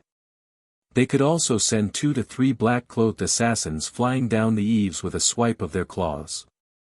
People constantly summoned their spirit beasts out of their spirit beasts in a panic. However, they quickly discovered that the 3 spirit beasts summoned by the little crown princess were simply abnormally brave. Their spirit beasts were practically incomparable in front of them. The moment the 2 of them met face to face, they were defeated in a matter of minutes. Attack! The little stoic shouted expressionlessly. Don't look at the fat body of the gorilla. It seemed to be fat from head to toe, but the speed at which it moved made even Qingyuan gasp in surprise. The gorilla sent an assassin hiding under the eaves flying with a single punch. He screamed miserably as he fell from the roof to the ground, sprawling on his back. Something even more ridiculous had happened. The gorilla jumped down from the roof and sat on his stomach as he screamed in horror. How could the black-clothed assassin possibly withstand the impact and strength of this attack? Immediately, he spat out a mouthful of blood from his internal organs and fell to the ground in a daze. It seemed that he was about to die. Woof woof, woof, woof. 3 little puppies suddenly sprinted out of the star domain, surrounding a person who was fighting and retreating, dodging to the side of the winding corridor. Woof, woof, woof, the puppies suddenly bit onto the man's trousers and dug their hind paws into the ground. Scram! This person was already scared silly by the way his companions died one after another. When he saw the 3 little puppies also jump out to bully people, he was instantly enraged and kicked one of the puppies. He originally thought that this kick would take away half of that damn mutt's life even if it didn't die. However, although his kick seemed to land on that soft puppy, it was actually like kicking an incomparably sturdy iron plate. Chapter 5103. With a crisp crack, his toe was actually fractured. This was simply the biggest joke in the world, alright. He had only kicked a small puppy the size of his palm, but in the end, he had fractured his bones. Where was justice? Where was justice? This was simply an oddity. This unlucky fellow simply didn't know why he ended up like this. He clearly only kicked a puppy, so how did he end up fracturing his toe? At this moment, one of the puppies was hanging onto Masta's skirt belt. It quickly climbed onto her left shoulder and barked non-stop. Speak human language, Arbor expressionlessly said. In her opinion, divine and holy beasts probably all had a bit of pride and didn't like to speak human language. Most of the time, they liked to communicate with her by gesticulating. What a weird communication method. Arbor internally ridiculed. Masta. The puppy rubbed against her head. Recovered. I can recover now. Arbor didn't really understand at first, but when he realized what the puppy was saying, his eyes couldn't help but brighten. Then what are we waiting for? Arbor pulled the puppy into his palm and forcefully rubbed its head. Hurry and merge with us to recover your true form as a holy beast. I only need 3 drops of blood. Oh my God, this 3-headed dog could recover. This meant that he only needed to collect their blood to start refining the soul-returning Bodhi pill. In other words, Murong Sun's awakening was just around the corner. Arbor couldn't help but be a bit excited, so his tone also became a bit hurried. What are you hesitating for? Hurry and merge. The puppy's expression was a bit unnatural. But, the commotion when we merge will probably be very big. If we're not careful, we'll alarm everyone in the palace. It was already the middle of the night, so the effect wouldn't be too good when Arbor heard this. He couldn't help but blow his beard and glare. How big of a commotion can it be? I'll set up a soundproof barrier here. Hurry and merge. Sir Jojo was still a little excited. The transformation of the three puppies into Cerberus was a little magical. Seeing it with his own eyes would definitely be very magical. The cute little puppy looked at Arbor timidly and confirmed again, "My master, why you're sure? Wasn't that obvious?" Xiao Mu glanced at the three puppies before nimbly patting their heads. He turned around and yelled at the little guy, "Hurry up and transform." "All right." The cute little puppy bounced twice and raised its little head. "Master Silver, stay a little further away from me. I'll be able to complete my transformation very soon." While speaking, the three palm-sized puppy heads gathered together, and their bodies were covered in a layer of moon-white light. In just a few seconds, they really fused together. At the same time that his body swelled up, his three heads also rose up, and he let out a long howl. However, the combined Cerberus movements were indeed too great. Arbor didn't expect this guy's body to grow several thousand times bigger after merging. At this moment, the green swan and the great ape seemed very small in front of it. This guy was like a small bulging hill as he squatted there. He was lofty and huge, tall and sturdy. When he raised his head, he let out a roar. Arbor wanted nothing more than to rush up and immediately cover his mouth with his hand. This guy's roar really woke up more than half of the people in the palace. I still need to catch up on my sleep tomorrow. I'm sleepy. Chapter 5104. Sir Jojo was speechless and raised his hand to slap it. However, the other party was squatting there like a small hill. If he wanted to slap it, he would have to leap up. It was truly too troublesome. Arbor expressionlessly stood in front of the Cerberus. Its petite figure formed an intense contrast with the blue-eyed Cerberus that stood in front of it. Pearl, who was standing nearby, was truly dumbfounded and couldn't immediately react. No wonder the little crown princess wasn't the slightest bit afraid when she was besieged. There wasn't even the slightest bit of worry on her face. Just think about it, to have such a super large beast protecting her. When Pearl thought of this, she suddenly shut her mouth silently. It seemed like the crown princess didn't just have one beast by her side. She summoned a gorilla, a divine beast Chingwan that flew in the air, and a snow leopard that ran extremely fast. The crown princess was probably the only person in the world who could summon four beasts at the same time. She truly worried for nothing just now. It was naturally impossible for a formidable figure like the crown princess to be injured by a few mediocre assassins. Pearl's heart relaxed, and only then did she realize that her back was drenched in cold sweat. When the night wind blew past, the sticky cold sweat made her back shiver, and she reflexively shivered. "Your Highness, His Highness is here," one of the hidden guards shouted, and everyone hastily turned around to look. Sure enough, they saw an ink-colored figure like a shooting star in the night, covering 1,000 miles with a single step. His speed was astonishing, and he arrived in front of them in the blink of an eye. The little stoic turned her body and deliberately aimed the back of her head at this swindler. Mo Lian's figure flashed, and he was already behind her. He was just about to raise his hand to hug his wife. Who knew that the little stoic would abruptly turn around and fling a purple immobilization talisman at his forehead with a smack? Immobilize. This fellow even shouted in a very appropriate manner. Mo Lien speechlessly twitched his mouth, and he shockingly discovered that his movements had actually paused for a second. Although it was only for a second, and outsiders couldn't see any clues at all, he himself could feel it. Fuck, my wife is going against the heavens. She was just a little level 7 God Realm cultivator. The body-securing talisman she made could actually freeze him for a second. Who would believe this? How could the grade of talismans be so strange? Those whose cultivation was one rank higher than the little Stoics should be immune to all of the talismans she made. But now outsiders might not be aware of Mo Lien's slight delay, but as a talisman maker, Arbor could clearly sense it. The little Stoic's eyes brightened, and she almost walked right into the trap. She stopped in her tracks and asked with a serious expression on her face, "Were you frozen just now?" Mo Lien nodded honestly. "Honey, I'm sorry." The man shamelessly took a few steps forward and reached out his arms to his wife. "I'm a big liar. I promised to have dinner with Jojo, but I broke my promise.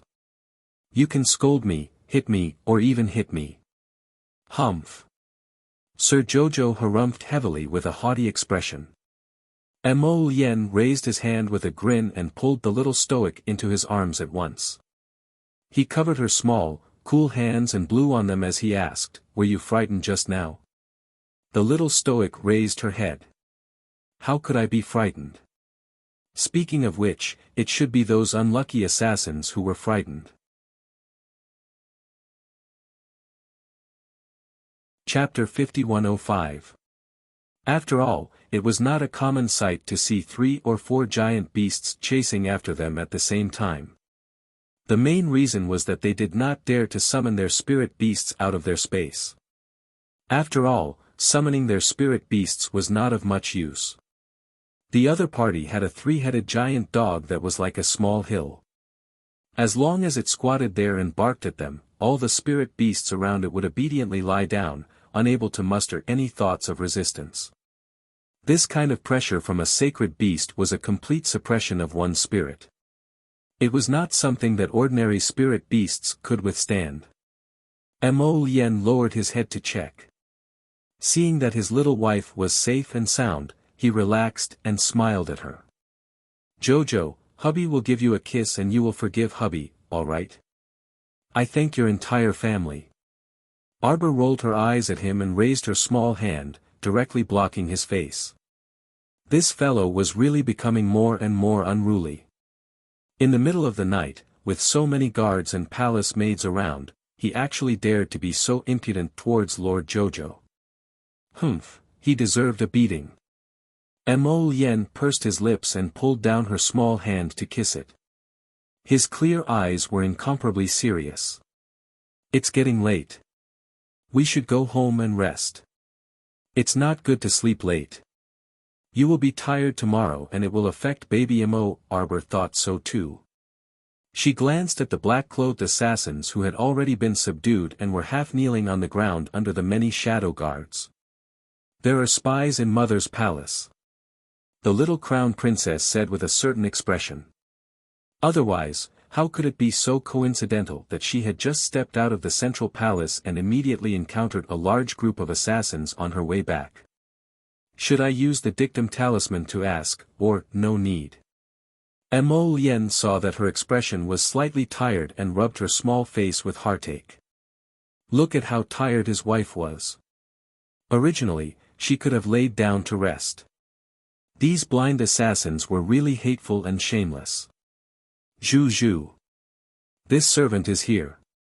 Zhu Zhu hurriedly stepped forward and bowed respectfully to Prince Mo. "Bring all of them back to Mother for interrogation." "Yes." Pearl had no objection to this. The Empress valued the young crown princess so much. Now that something like this had happened, she would definitely not let it go. She would definitely interrogate her overnight. Zhenju hurriedly called a group of shadow guards to arrest the black-clothed assassins. Along the way, the assassins were beaten and cursed as they went to the Empress Palace.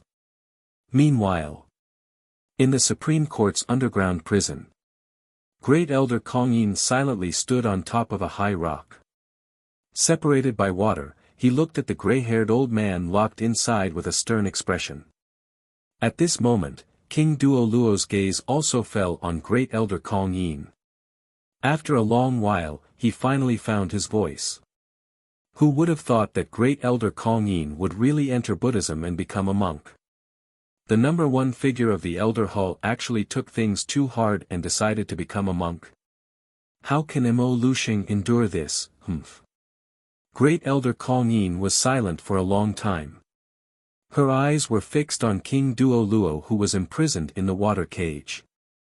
This person's lower body to his waist was completely soaked in ice-cold water. His upper body was bare, and there were very obvious whip marks on his arms. Great Elder couldn't help but shake his head, asking in a faint voice, so persistent, is it really worth it?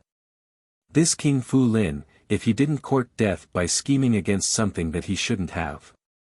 This time, he should be surrounded by his children and grandchildren, a rich and idle prince. I'm not in good spirits.